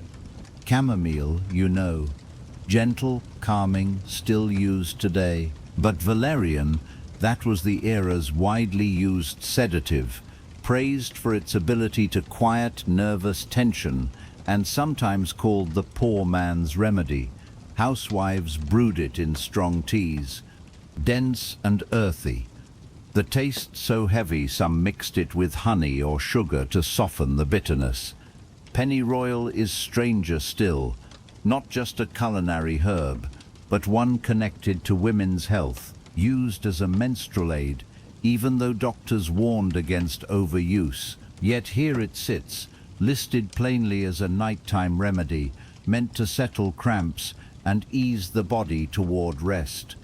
You tilt one of the bottles. The syrup inside glows dark amber, catching the slow flicker of your candle. You can almost sense the care that went into making it. The herbs steeped slowly, the liquid strained through cloth, the sugar stirred in until it thickened, not purchased from some distant shop, but made right here in a kitchen by lamplight, like medicine passed quietly from mother to daughter. The Victorians lived at the edge of science and superstition. Germ theory was only just beginning to emerge, yet households held tightly to folk remedies. Lavender and camphor might genuinely ease breathing, valerian might settle a nervous system, but it was the ritual that held the most weight. The pouring of the draught, the slow sniff of the cork, the quiet reassurance that the herbs would keep you safe until morning. You picture an anxious child being given a spoonful of syrup, told to swallow bravely, or a sleepless servant sipping from a chipped teacup before settling onto a straw mattress. In both cases, the taste was not the point. What mattered was the sense of being cared for. And it was not just herbs. Some households relied on warm milk with nutmeg. Others burned frankincense or resin in small brass censers to scent the air. A few tucked apples into their nightstands, believing the smell of fresh fruit could purify a bedroom. It sounds strange now, but in an age afraid of bad air, purity of scent was purity of health. You sip again from the lavender draught, letting the faint press of camphor settle on your tongue. It is not delicious, but it is grounding. You set the bottle back among the others, each one like a small century standing watch through the night. Back in bed, you realize you are no longer fighting against sleep. Your limbs feel heavy, your breath deepens, and the details of nightcaps, feathers, bricks, and chamber pots drift from your mind like smoke through the curtain cracks. For once you are not just lying down, you are being carried by herbs, by ritual, by the slow fragrant care of a household that truly believed sleep could be prepared in a bottle and taken from a spoon. And tonight, perhaps they are right. You wake slowly, not from sound, but from a quiet ache, a creeping stiffness in your shoulder, a pinch at your neck, a heaviness in your lower back that settles like something that has been there for hours. You stretch and immediately regret it. Every joint presses back, your hips sink unevenly into the mattress, and your pillow has folded itself into something that offers no comfort. You are clearly sleeping wrong. But if you had been a proper Victorian, that would not have been your decision to make. You roll over slowly and remember something you once read. Victorians believed there was a right way and a moral way to sleep.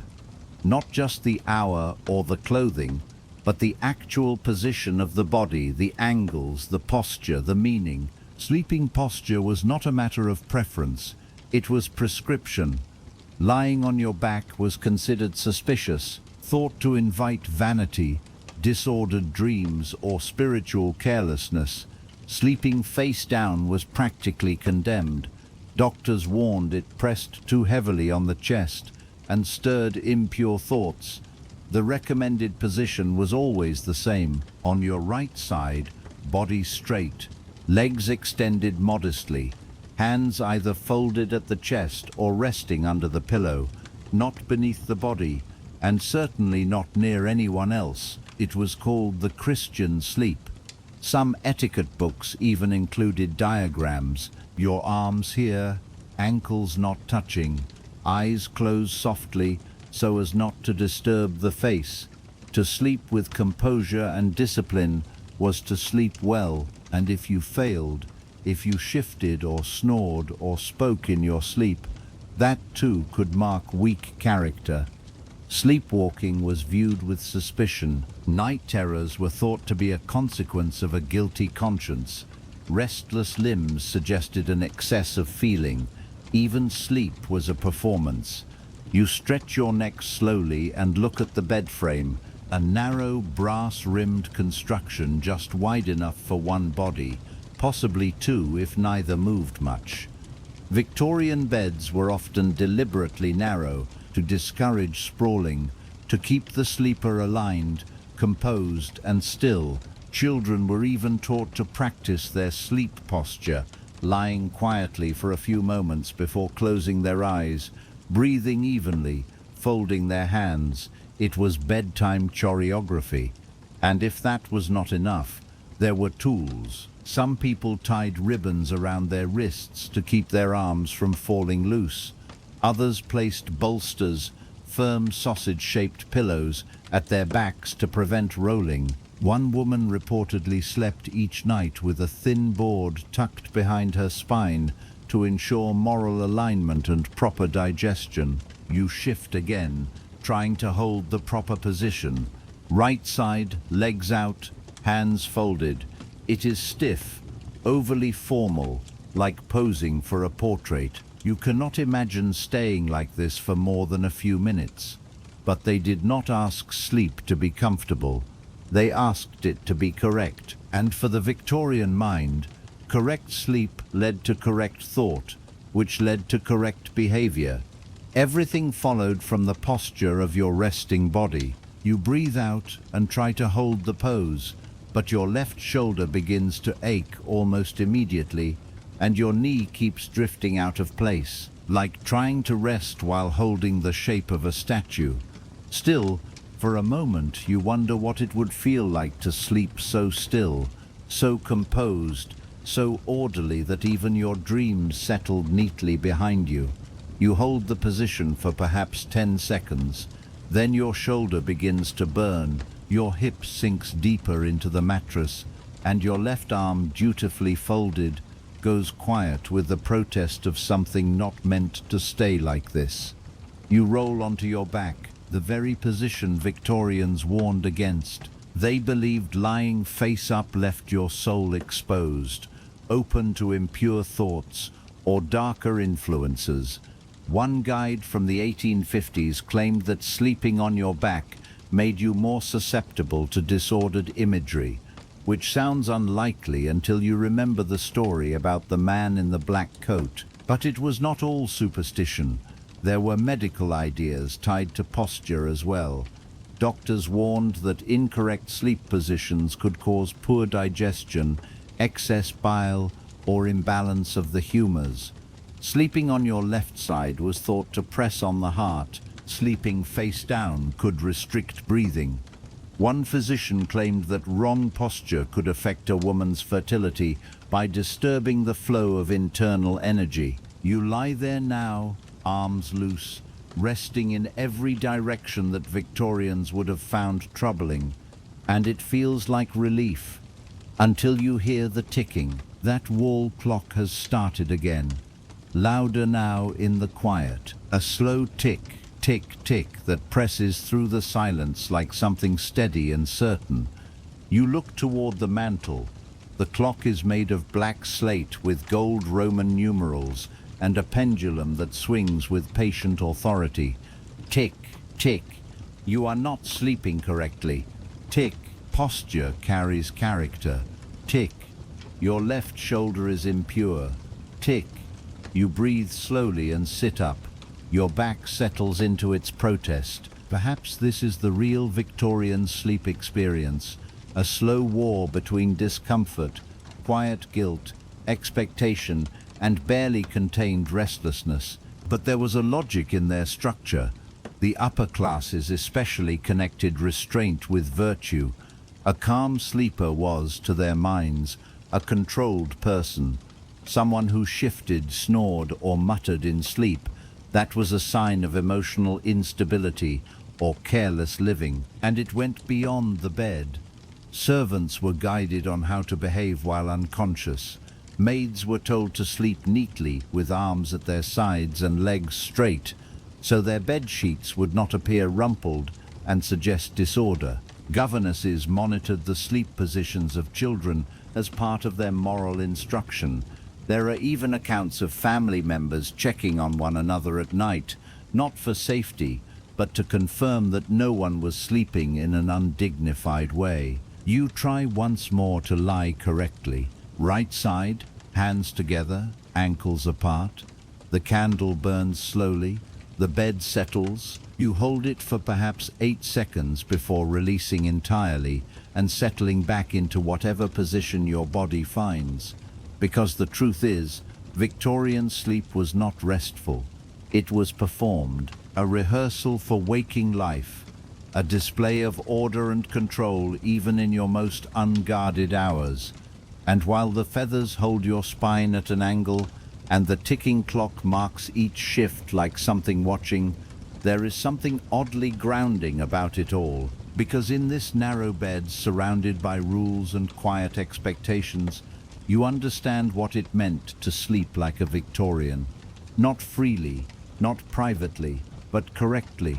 Sleep eventually finds you, though not in the morally upright position Victorians would have preferred. And when it does, it is deep, heavy, still, until a sound. You wake sharply, chest pressed with sudden alertness. What was that? There it is again, echoing through the walls like a bell struck hard. It takes a moment for your slow mind to place where you are. Not a station, not a factory, a bedroom, a Victorian bedroom. And that sound, that low, ringing clang, is the clock. You look across the room at the ornate wall clock, now the most persistent object in the space. Every quarter hour, it strikes a small chime. But on the hour, it rings as if something important has ended. And it is not alone. Outside, a voice rises, long and high, like someone in distress. But it is not distress. It is a street vendor, someone calling out, perhaps eels or coal or warm pies. The voice cracks from regular use, and the timing is precise, arriving exactly as your eyelids were growing heavy. You had not realized how loud the night could be in this time. You had imagined quietness, horses on cobblestones, the soft movement of candlelight. But no, the Victorian city does not fully sleep, and neither apparently do you. Another sound comes, this time from the pipes somewhere below. Water moving through the house, someone using a chamber pot, refilling a basin. Who can say? The house settles in response, its old structure shifting and adjusting, then scratching within the walls. Mice probably, or possibly rats. Victorian homes were full of uninvited inhabitants. Mice, spiders, flies, bedbugs, even birds if a chimney was left uncovered too long. And in poorer neighborhoods, rats moved through the floorboards like quiet landlords, heard but never caught. And that is just indoors. You ease the curtain back slightly and look outside. The street rests under fog, but the shape of a figure pushing a cart is just visible. A vendor, already moving for the early shift. Someone somewhere is hammering something. Another voice calls out about bread. A child cries out. You lie back and close your eyes again, but the sounds continue. A neighbor coughing, a window pressing in the wind, boots on cobblestones, a dog somewhere defending its ground. It is not peaceful, but it is not chaotic either. It is simply the rhythm of the city. Back then there was no way to close it out. Sound pressed in through gaps in glass, cracks in brick, spaces in the roof, and people expected it. They slept through it, lived with it, found familiarity in it. Some believed a street that went completely silent meant something had gone wrong. You press the eider down against your ears. It muffles some of it. But the clock, that clock, keeps moving. If the ghosts do not find you, The vendors will. You lie completely still, trying not to move because every small motion wakes the mattress, not your bedmate, who is still breathing steadily in some untroubled version of sleep. But the bed itself settles with every shift, like something with opinions. This is the reality of a Victorian city night, full of sound, layered and present, held inside thin walls and shared air. The old houses were not quiet places. Most were built with plaster and lath, thin doors and loose window panes, which means you hear everything. The couple next door settling before sleep, the maid 2 floors down coughing softly, a horse moving past the window at a steady walk. And then there are the street calls: water, fresh water, hot pies, eels, muffins and crumpets just baked. They call like town criers, each one with their own rhythm, and in a strange way, it is its own kind of music, a dissonant lullaby shaped by soot and the sounds of commerce. In many neighborhoods, these nighttime calls were as regular as church bells. You could measure the hours by the muffin man, or the knife grinder in the alley below, or the lamplighter walking his route with his long hooked pole, pressing light into the gas lamps with the steady certainty of someone doing something that simply must be done. And the church bells ring too, even at night, marking the hour, the half, the quarter, sometimes solemn, sometimes cracked, often doubling the chimes already coming from inside the house. And then there are the animals. City life meant proximity to creatures of every kind. Cats called from rooftops, dogs answered from alleys, chickens, yes, even in London, moved in backyard pens. Some Victorians kept goats, pigeons, or even pigs nearby. A living, layered sound of the city, none of it arranged. You press the pillow lightly against your ears. It does not really help. It only holds the sound of your own heartbeat closer. But here is the truth. This was not considered noise in the way we would call it noise. People adapted. They expected interruption. No one planned on sleeping straight through without pause. Not with knockers at the window, clocks in the hallway, bedmates shifting, and the occasional vendor calling from the street below. That is why beds were curtained, why drafts were sipped, why feather mattresses were beaten, and chamber pots kept close, not for luxury, but to make peace with the ordinary chaos. You lie there now, strangely rested amid it all. It is not white noise, it is charcoal grey noise, layered, unpredictable, oddly familiar, and beneath it all there is a rhythm, the slow, steady pulse of the city that never fully stops. Not even when you close your eyes. You pull the covers higher and let the muffled world settle around you. One rat moves, one clock sounds, one vendor calls, and still, somehow, you sleep. You are not sure how long you have been asleep when something wakes you. Not a sound, but a feeling. You open your eyes and see it. A figure standing near the hearth, still, quiet.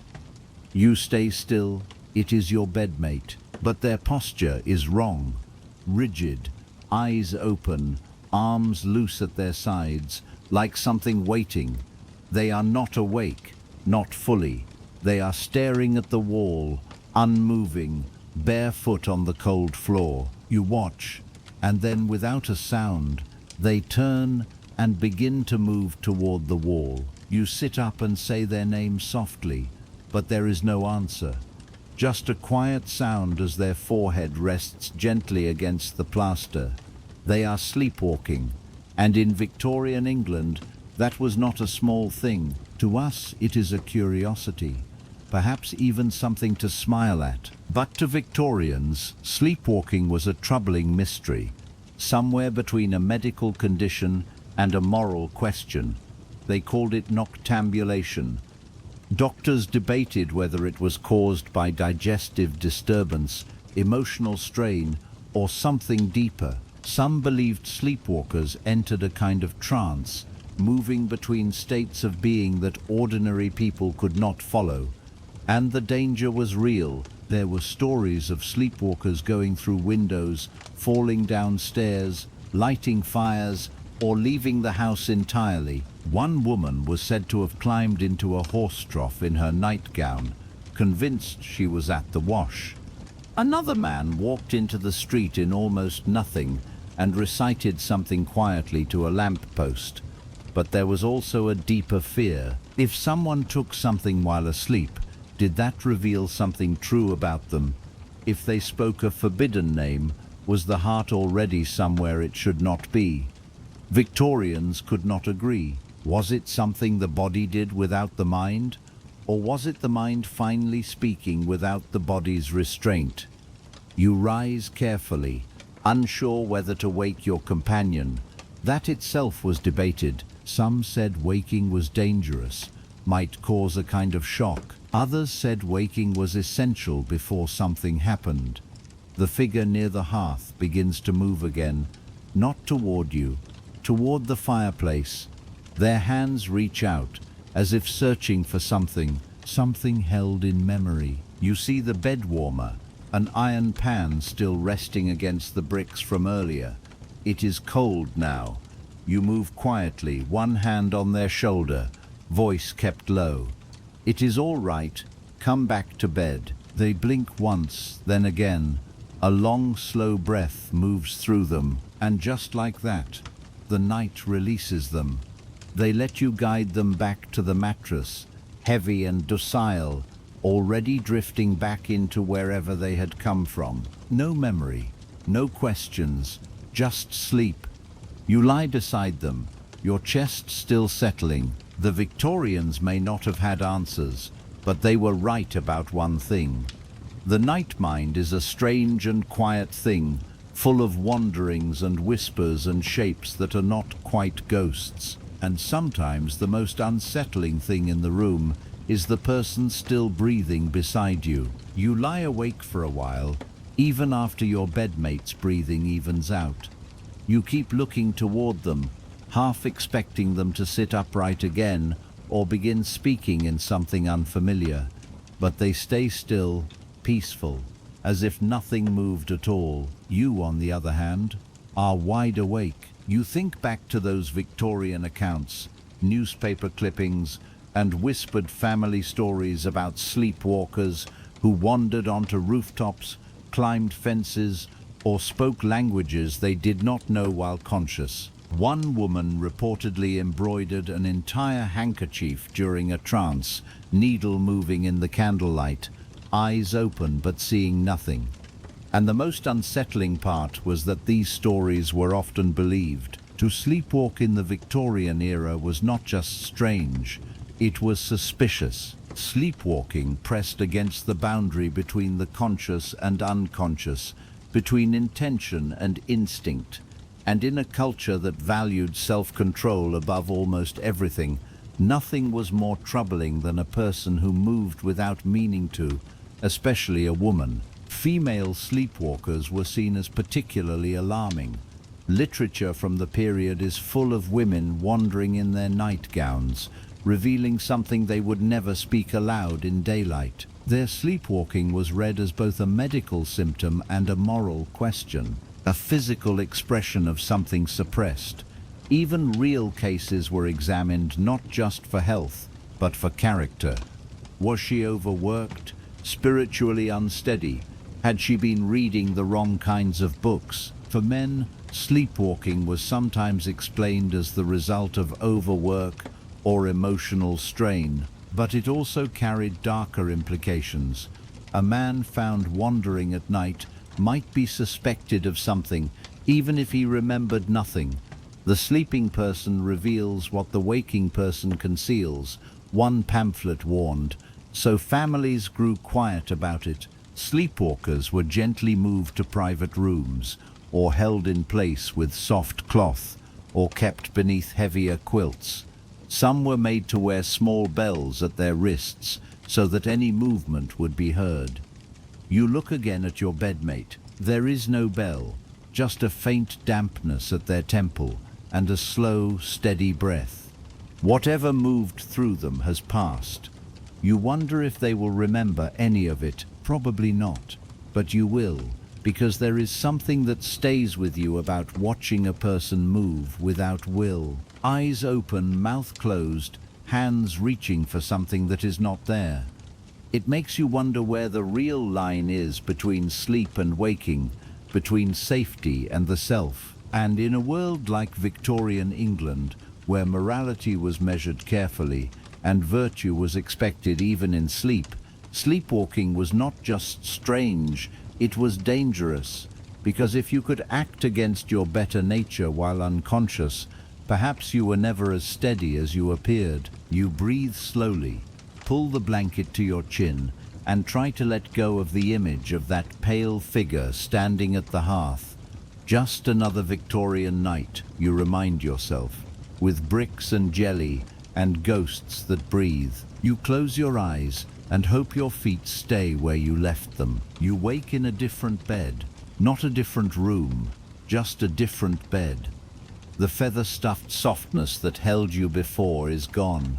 This one is smaller, narrower, harder. The mattress is thin, perhaps stuffed with straw or horsehair.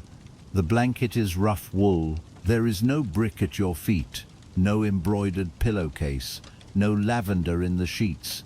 You are in the servants' quarters now, or perhaps the attic, perhaps a basement room. It is hard to tell.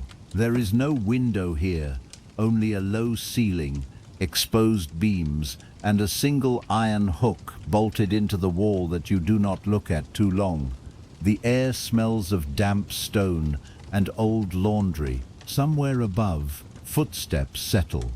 Someone else's sleep ending as yours begins. This is how the other half slept, or more precisely, how the working class tried to sleep when they had the time at all. In grand Victorian homes, bedrooms were arranged like society itself. Upstairs, the master and mistress might rest in four-poster beds with fires lit by staff. But downstairs, far downstairs, those same staff curled into narrow, unheated rooms that barely held a cot. You shift on the mattress and immediately feel the wooden slats beneath it. There is no frame, just a simple platform. If there were mice, you lived with them. If the roof leaked, you found a dry corner. Sleep was not sacred here. It was functional, and not always solitary. Many servants slept 2 or 3 to a bed, lying crosswise, head to toe, to hold space and warmth. Privacy was something they did not have. Beds were not always assigned by rank either, just rotated and shared. If you were fortunate, the person before you had left the mattress warm. You press your hand to the sheet. It is still faintly damp from whoever lay here last. Even the timing of sleep was different down here. Servants often rose before dawn and went to bed after midnight, holding just 4 or 5 hours between. They slept in shifts during long household events, dozed in chairs, rested in stairwells while waiting for the next bell. And children had it harder still. Apprentices, scullery boys, housemaids as young as 10 slept wherever they were directed, under staircases, on kitchen pallets, in sheds at the back of the house. Some curled beneath the large cast iron ranges that never fully cooled, drawn by the faint warmth of the previous day's fire. You look around your small quarters.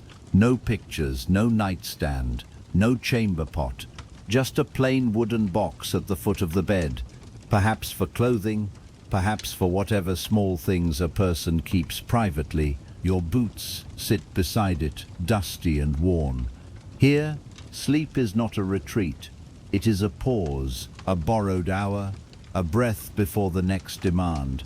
And the silence here feels different, not peaceful, but held, as if waiting for something to end it. The silence does not last. It never does down here. Above your head, the floorboards settle with the movements of early risers. The cook pulling open the scullery door, someone carrying coal toward the fireplace. Pipes groan as water begins to move through the house, and then, somewhere distant, a bell rings once, faint and final, like a reminder that whatever sleep you managed to hold is already overdue. You sit up. Your body aches not from effort, but from the bed itself, an uneven surface that offered the shape of rest without any of its softness. You stretch your legs and feel something shift in your lower back. The blanket slides off with a damp weight, smelling faintly of something old. There is no linen here, no quilt, no embroidery at the edge, just the basics. Servant sleep was not meant to be comfortable, it was meant to be enough. Even in the wealthiest homes, staff were given the minimum. Some households believed too much comfort made for careless work. If you were not slightly stiff in the morning, were you really earning your place? You step onto the cold floor. The boards are rough and uneven. You pull on your socks and begin to dress quickly, as if already summoned, though no one has yet called. And as you manage the stiff buttons of a borrowed waistcoat, it settles over you. Not all servants had beds at all. Nightmen, those who emptied chamber pots and cleared waste from the city, often rested beside their carts. Dock workers slept on crates between shifts. Seamstresses dozed upright at their tables, heads resting on folded arms, pins still holding in their sleeves. For them, sleep was scattered. A nap here, a few minutes there. Their dreams came in fragments between one demand and the next. And then there were those who paid for sleep by the hour. In the worst parts of the city, there were 4-penny beds, named for their cost. You did not get a room. You got a space, sometimes a shared hammock, sometimes a place on the floor among 20 others. In coffin houses, the name was not a metaphor. You paid to sleep in a wooden box, and worse still were the penny hangs. For a single coin, you could rest in a small room by draping your arms over a taut rope strung across the space. You did not lie down. You leaned, dozed, hung. When morning came, the rope was cut or lowered, and everyone came down. No mattress, no warmth, just the shape of sleep. You look back at your narrow cot. Suddenly it holds a kind of luxury. The straw-filled pillow, the rough wool, the wooden chest beside it. You could do worse. Many did. And as you move into the hallway, the cold pressing around your ankles, something quiet settles in you. Because here in the shadows, where servants sleep in shifts and dream in the spaces between tasks and rise without ceremony, sleep is not an escape. It is a pause, brief, necessary, taken with quiet gratitude, not a luxury, not even a right, just a breath in the long, long day. You have moved beds again. This time it is not a feather mattress or a servant's cot. It is summer, and the air is thick, slow, and heavy with the smell of warm brick, tallow smoke, and sweat that has been holding in the sheets for days. The window is propped open with something small. No breeze arrives, and you lie in a tangle of crumpled linen, itchy wool, and something that might once have served as a curtain. This is the Victorian summer bed, and it holds nothing gently. It begins with heat, not the kind that can be managed, but a trapped heat. Heat that has climbed the walls and settled into the mattress. Heat that stays in your scalp, your socks, your pillow. Heat that makes sleep impossible and leaves you open to everything else that moves in the dark. The first bite comes quickly, not hard, just a small pressure, then another, then another. You sit up and press your hand to your neck. This is the real life of the Victorian bedroom. Bedbugs, lice, fleas, and mosquitoes.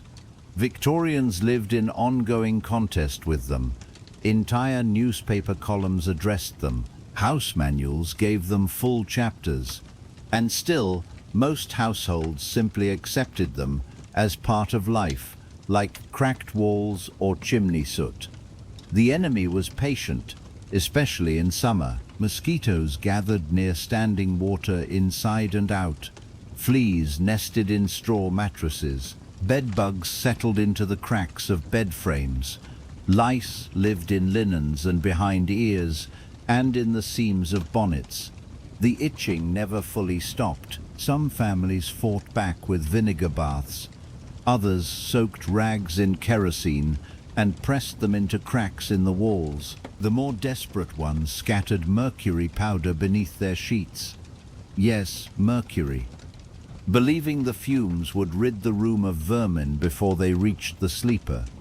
It was a dangerous thing to believe. You sit now in your sticky bed, pressing at a welt on your ankle. You have lit a candle stub and hold a folded page of newspaper that is doing nothing useful. Somewhere nearby, something moves, possibly a rat, possibly just the mattress remembering all the summers it has held. The bedding is not helping.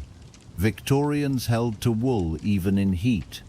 Linen was costly. Cotton, while more breathable, was often considered lesser or reserved for undergarments. So you sleep beneath blankets made for November while the night swelters around you. And then there is the smell. Victorian summers were heavy with it. Even the finest homes struggled. Cold dust settled in every corner. Oil lamps left soot on everything. Windows stayed shut. Remember the fear of night air. Laundry took days to dry. Beds were rarely aired, and people simply sweated. And not everyone had regular access to water for washing, so the bedroom in summer became a slow mix of fragrance and difficulty. Lavender sachets hung from bedposts. Bowls of lemon slices were left out to freshen the air. But these were small things against a large problem. You press the back of your sleeve to your forehead. It is going to be a long night. Summer has only just begun. You lie still, sweating beneath the thinnest blanket you could find, which is still too thick. The air does not move. It rests like a damp weight around your body. Every breath feels like something drawn through cloth. You reach for a mosquito. Miss, feel your patience thinning quietly alongside the candle wax. Victorian summer nights were not just uncomfortable. They were something to be endured. You were not expected to sleep easily. You were expected to persist. You look at the candle, its wick trimmed too short. Beside it sits a small ceramic dish of vinegar, placed by a maid to discourage flies. It is not working. The room still hums faintly. In wealthier homes, they might burn dried herbs in shallow copper bowls, rosemary, lavender, sometimes sulfur. The idea was to drive out the insects, or at least settle them. Sometimes it worked. Usually it only made the air harder to breathe. You run a hand along the wooden headboard and feel ridges that were not part of the original design. Carved notches and scraped grooves where someone once tried to clear out bedbug nests. This was common practice. Every few months the entire frame would be taken apart, examined by lamplight, and scrubbed with scalding water and lye, sometimes with turpentine. In shared homes and crowded buildings, people hung their bedding on lines in the sun, hoping heat would do what vinegar could not. But not all the noise belongs to insects. You hear it now, a slow, steady scratching within the walls. Mice, or perhaps rats. Rodents were as regular a presence in Victorian homes as candlesticks. They lived in the walls, under the floorboards, behind the coal bin. They moved through everything: soap, candles, stored food, books. They crossed bed covers in the dark and left signs behind. You draw your feet higher beneath the blanket. There were methods, of course. flour spread near baseboards to track prints, terriers kept in the house, peppermint oil, or poisoned fat placed in corners. But these were temporary things, and the creatures always returned. You close your eyes, trying to let go of the scratching in the walls and the slow itching along your ankles. But the sounds do not stop. Even the walls seem to breathe in summer. Wood presses against itself. Plaster cracks. Pipes groan from the day's heat. Someone above opens a window. A few moments later, it closes again, as if they remembered what night air carries, and still no breeze comes.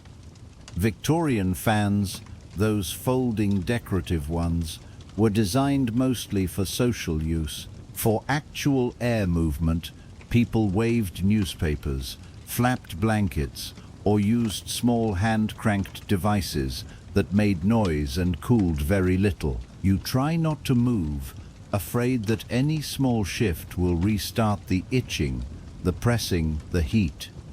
Eventually you let go of the effort. You push the blanket aside, set aside the rules that Victorian sleep guides insisted on, and lie flat on the narrow bed, breathing slowly in the quiet of your own small rebellion.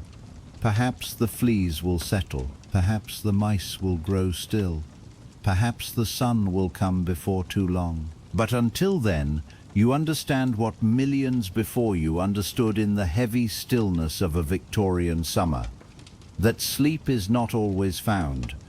Sometimes it is simply waited for. Through patience and bites and sweat and silence, you wake to bells, not the church bells that move across the town. These are smaller, sharper, closer. One higher, one lower, both ringing from somewhere upstairs. One means bring the tea, the other means draw the bath, and neither one cares that you only just closed your eyes. You are in a townhouse now, not a manor. The scale is tighter, but the hierarchy holds just as firm. You are in the servants' back room again, this time off a narrow hallway near the kitchen. The floor slants, the ceiling is low, the bell wires run along the walls like veins, and your body already knows what is expected. Get up, get dressed, do not delay. But this morning something is different. You look down and realize you never removed your boots, because last night you did not so much sleep as rest briefly between tasks. The mistress of the house had guests. Dinner ran until 11, candles until 1. Someone spilled gravy on the parlor rug and wanted it scrubbed before dawn, and the cat had gotten out again. You finally settled into bed around 4 in the morning.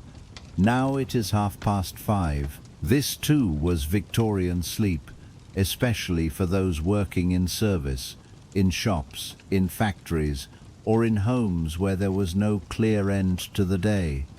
8 uninterrupted hours was not the standard. It was not even the expectation. Victorians did not measure rest the way we do now. They measured output. If you performed your duties, no one asked how much sleep you had taken. You move down the hallway toward the scullery, and that is when you notice it, the smell of paraffin. You look toward the stove and find it, a half-melted nightlight, the kind sold in apothecaries and placed in bedrooms with children or anxious elders, a soft jelly-like substance in a small dish that burns low and long, not really for light, but for comfort. Victorians, despite everything, feared the dark. Not only in the way we mean the word. In poorer homes, people slept near open flames, candles, oil lamps, coal stoves, not because it was wise, but because pitch-black rooms invited accidents, mice, and something worse. Even in wealthier homes, gas lamps might be left burning faintly all night, giving a dim glow that smelled faintly of something stale. You pass the pantry where a boy is already asleep upright on a sack of flour, his chin resting on his chest. He is not exactly sleepwalking, he is simply sleeping while still present, still technically in place. The body continues, the mind rests where it can. This was ordinary, common, unspoken, and not without risk. There are stories passed among scullery maids and washwomen of people collapsing at stations, falling asleep at the mangle, mistaking a stairwell for somewhere safe to lie down, because when sleep is broken into small pieces and pressed between duties, it becomes something else entirely. Not rest, not recovery. Just pause. You light the stove and pull back from the sudden heat, and you remember, not for the first time, that in many parts of Victorian life, the only people who slept deeply were the ones who could afford to let someone else do the waking. You pour the water for tea, still slow with sleep, and the kettle sounds louder than the bells ever did. Your hand shifts, a small splash lands on your wrist. You hold the sting quietly and finish the pour. No one asks if your hands are steady. No one asks if you slept. Because here is the rule: if you are still standing, you are still useful. And if you are useful, rest is secondary.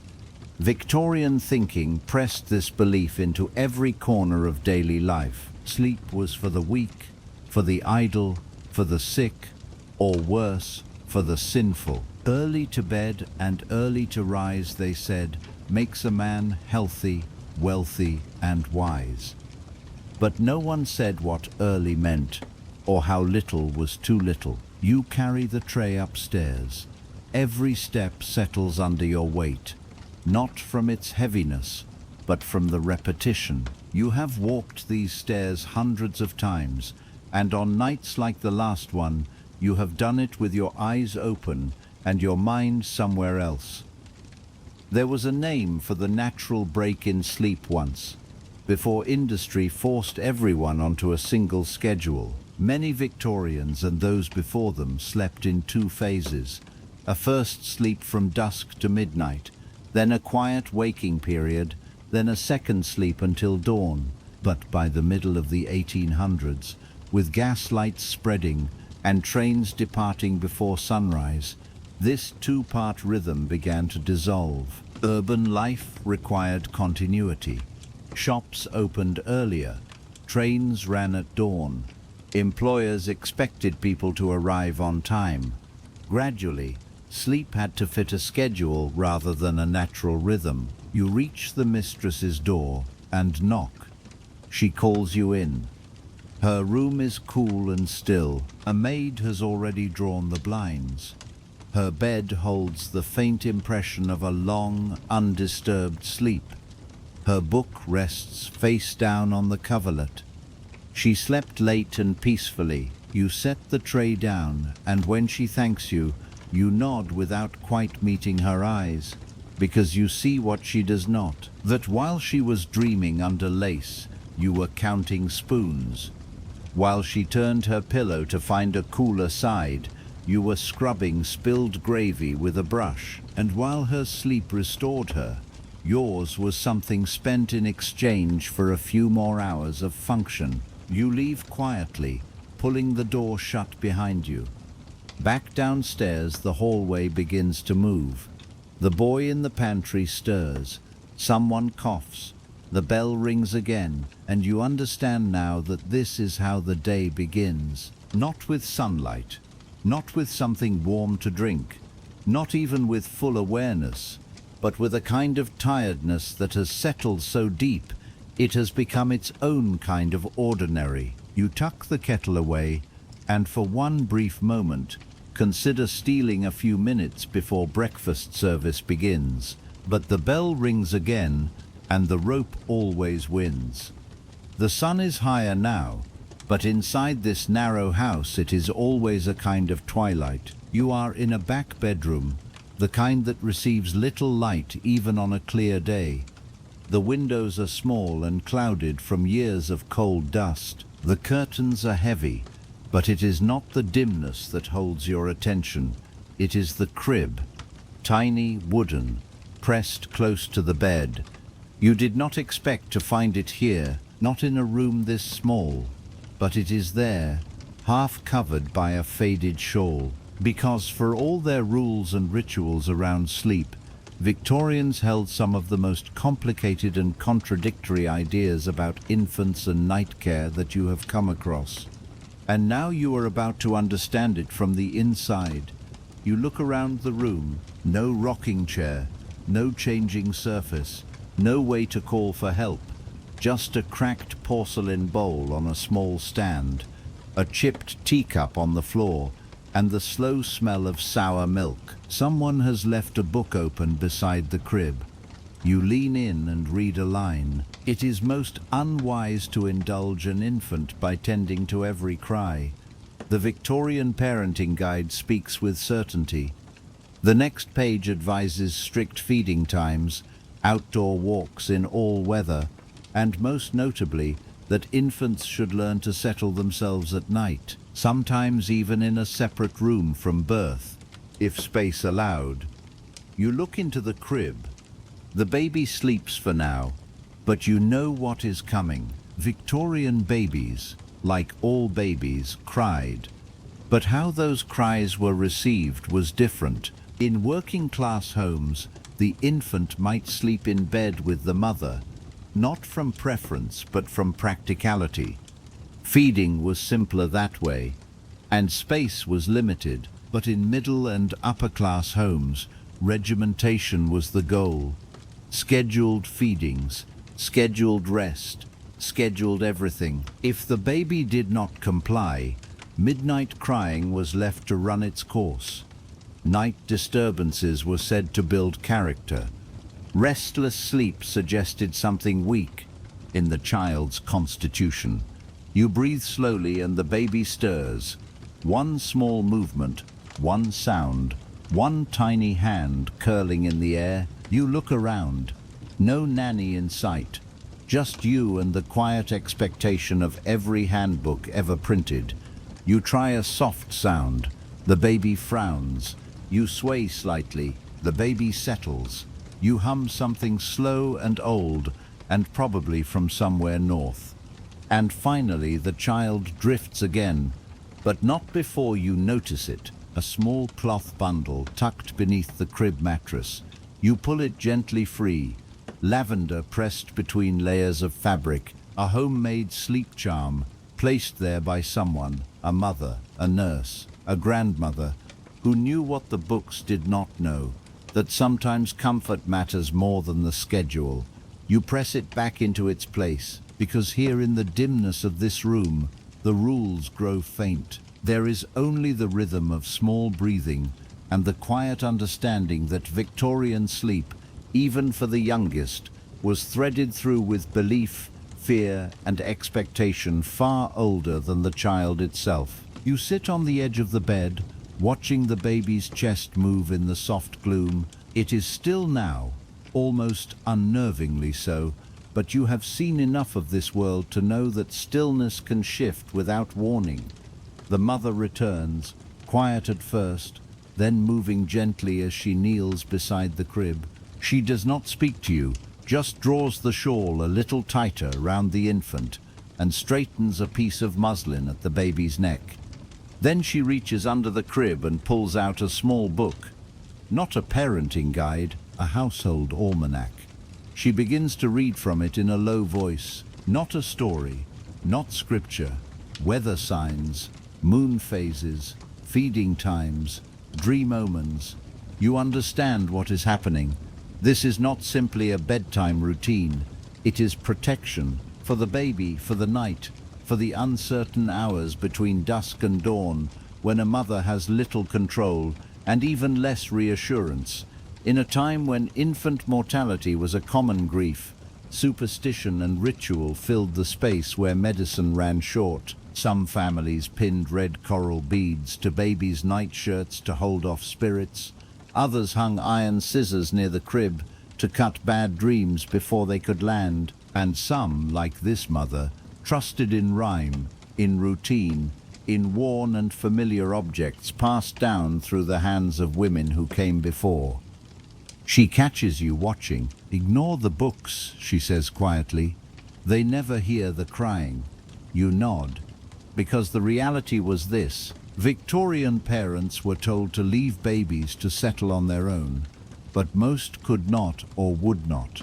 The manuals preached order, but nights demanded something else. In upper-class homes, nursemaids held the official line, but often soothed quietly when no one was looking. In poorer homes, sleep arrangements followed necessity. Older siblings shared beds, infants were rocked while bread needed watching, babies were swaddled and laid into drawers lined with flannel, real drawers, removed from dressers and made into cradles, a warm corner, a familiar smell, and the hope that the child would sleep a little longer. The baby stirs again, and the mother hums a low tune. This time it sounds almost familiar, somewhere between a lullaby and something older. You wonder how many babies heard the same melody, how many mothers moved in the dark, following instinct rather than instruction, and how many cribs held more than a sleeping child. A lavender pouch, a button from a grandmother's coat, a quiet wish pressed into the blanket's fold. The mother lays the book aside and settles under the quilt. The candle goes out, the room breathes again, and you lean back into the shadows, letting the soft sounds of the night find their rhythm. You are not a parent here, not a nurse, not really a guest. But for this moment in this small bedroom, you are something like a keeper of sleep. And that is enough. You step into a room that does not quite fit the rest of the house. It is wider, more open. The ceiling rises higher than expected, and the wallpaper, faded as it is, was chosen with some care. This is not a servant's room. This is not a nursery. This is a sick room. And if Victorian sleep was difficult in ordinary health, it becomes something else entirely in illness. The bed here is large but plain, with high wooden rails and iron casters. At the foot sits a padded chair with a hollow worn into the cushion from long sitting, evidence of someone keeping vigil, night after night. You move carefully. The room holds the faint smell of carbolic soap and dried chamomile. The shutters are closed but not latched, letting thin lines of light press across the floor. On the table beside the bed, a cracked water pitcher, a folded cloth, a small wooden box of vials. Sleep in this room is not rest, it is prescription, because for Victorians, convalescence meant bed rest, sometimes for weeks or months, especially for women, whose ailments, whether physical or emotional, were often treated with long periods of stillness, dimness, and silence. You imagine lying here day after day, watching the same patterns on the ceiling, hearing the house settle, hearing a train somewhere that you will not take. The rules of this room are clear. Stay still, avoid anything stimulating, no reading, no visitors, and above all, sleep whenever it comes. But rest does not always arrive. Beside the bed sits a curious object, a sleep cage, a metal frame arching over the body to keep the bedclothes from pressing against sensitive limbs. You touch it, it rattles slightly, crude but purposeful. Beneath the bed you find a warming pan lined with ash, not for comfort exactly, though warmth helped, but to prevent joints from stiffening through the night. Rheumatic fever, tuberculosis, nervous exhaustion, they all move through rooms like this one. The air holds a quality that is not quite quiet. It is stillness, and stillness is different. Quiet can be broken. Stillness presses in. You sit in the watch chair. The mattress settles under the sleeper's weight, even though they barely move. Their breathing is shallow and even. You do not speak. You look at the walls instead. A small cross, a bundle of dried herbs, a string of bells hung beside the bed, not for calling a servant, for signaling distress or wakefulness in the night. The bells hang still, and then you notice it.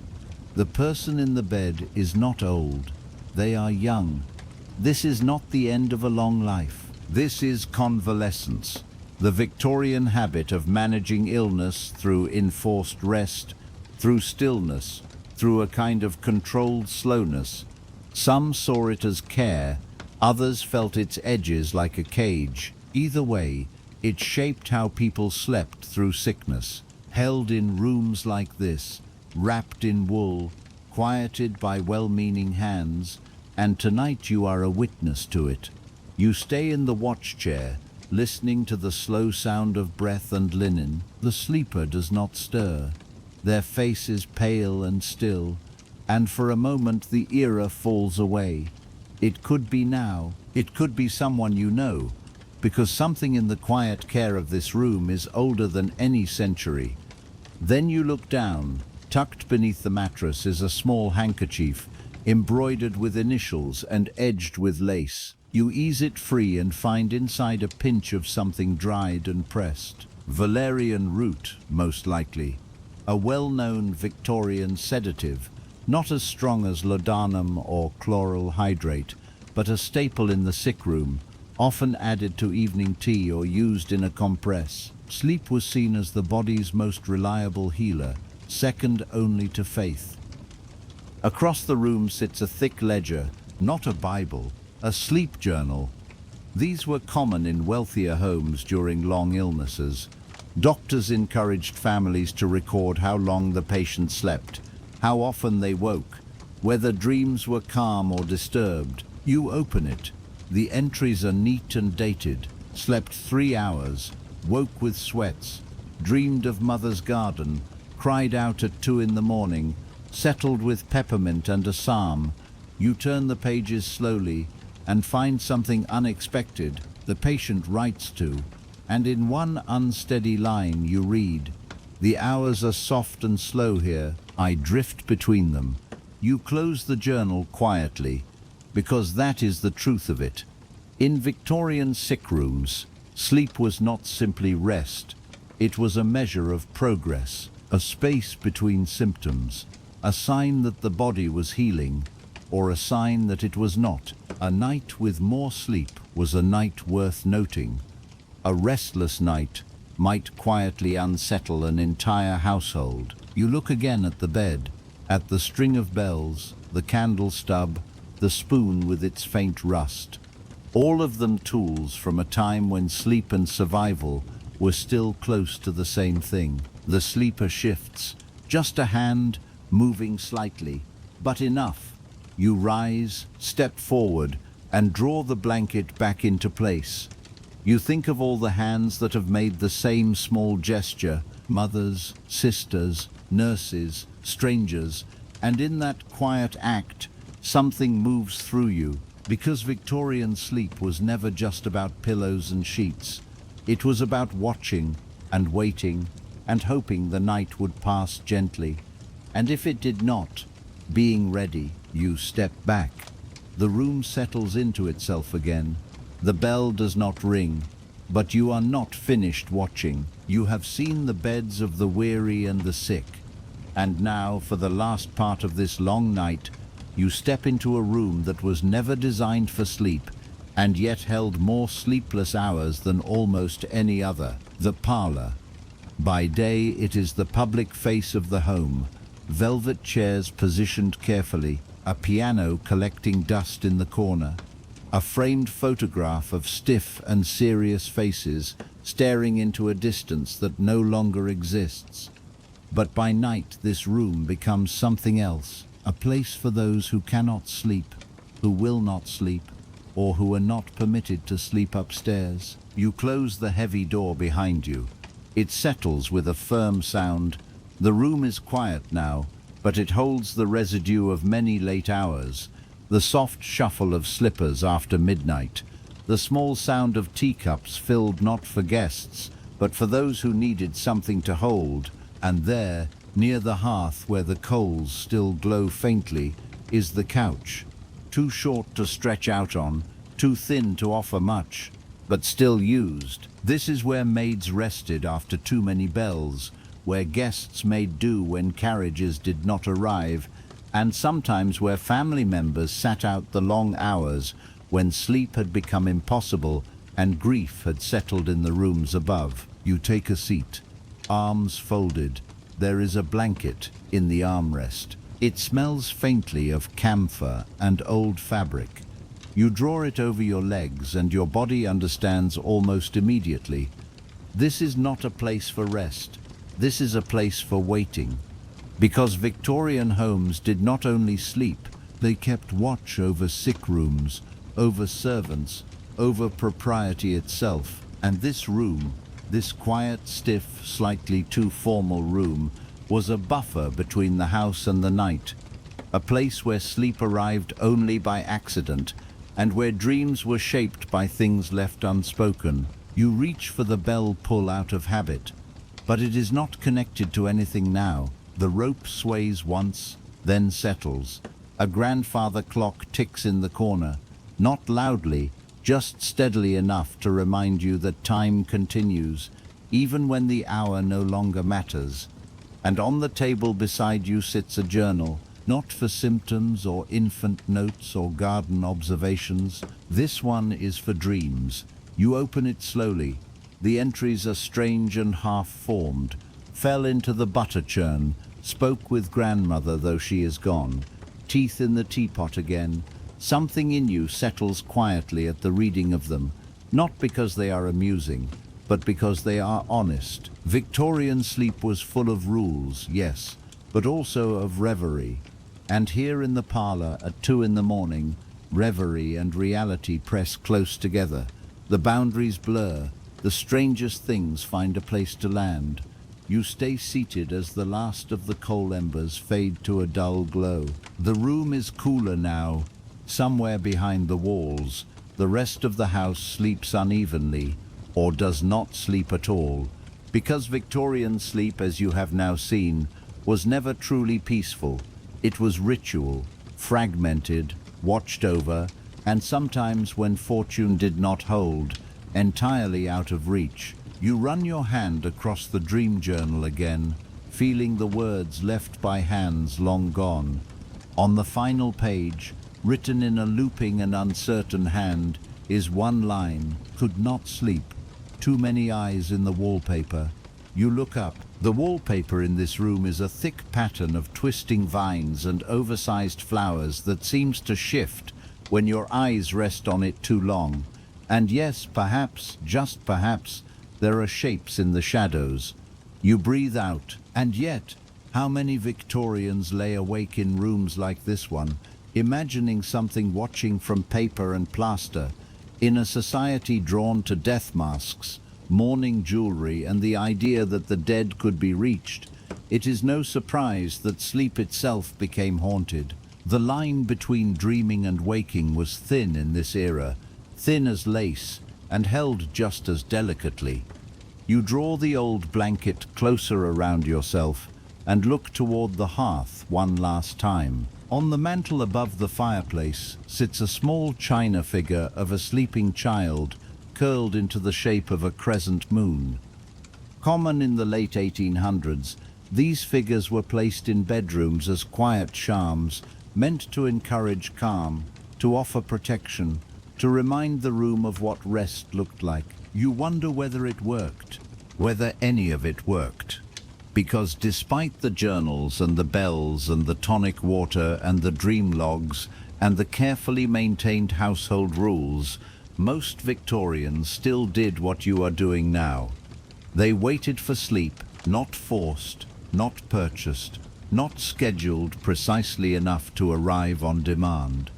Just waited, and sometimes that waiting stretched all the way to dawn. The clock ticks once more. The coals settle into darkness, and you do not rise from the couch. You lean back, eyes growing heavy, the velvet pressing gently against your cheek.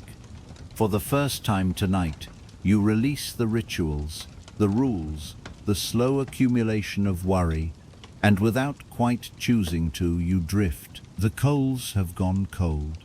The house is still. You lie somewhere between the past and the present, between dream and memory, held not by velvet or wool, but by everything you have moved through tonight. The soft sound of footsteps down narrow hallways, the rustle of nightgowns, the settling of bed frames long since gone, the quiet in a mother's hum, the slow movement of candlelight across a baby's brow, the stiff pages of a dream journal filled with things never said aloud in daylight. You have seen the beds of the grand and the plain, the rituals meant to call sleep forward, and the fears that held it back. You have passed through rooms where sleep was something given freely, and others where it was a fragile thing, bought with lavender and pinned coral and prayers pressed quietly into pillows. But now there are no more bells to ring, no embers left to tend, no one keeping watch. Just you and a silence deeper than any ticking clock. And perhaps, if you stay very still, you will hear what they heard too. A breath that is not yours, a wind moving along the chimney, a memory turning slowly in its sleep. Let it hold you. You do not need to understand all of it. You do not need to resolve it. The Victorians did not either. They simply lay down each night, uncertain and worn, and hoped the darkness would be kind. And somehow, most nights it was. So go on now. Sink. Close your eyes. The past is at rest. And soon you will be too.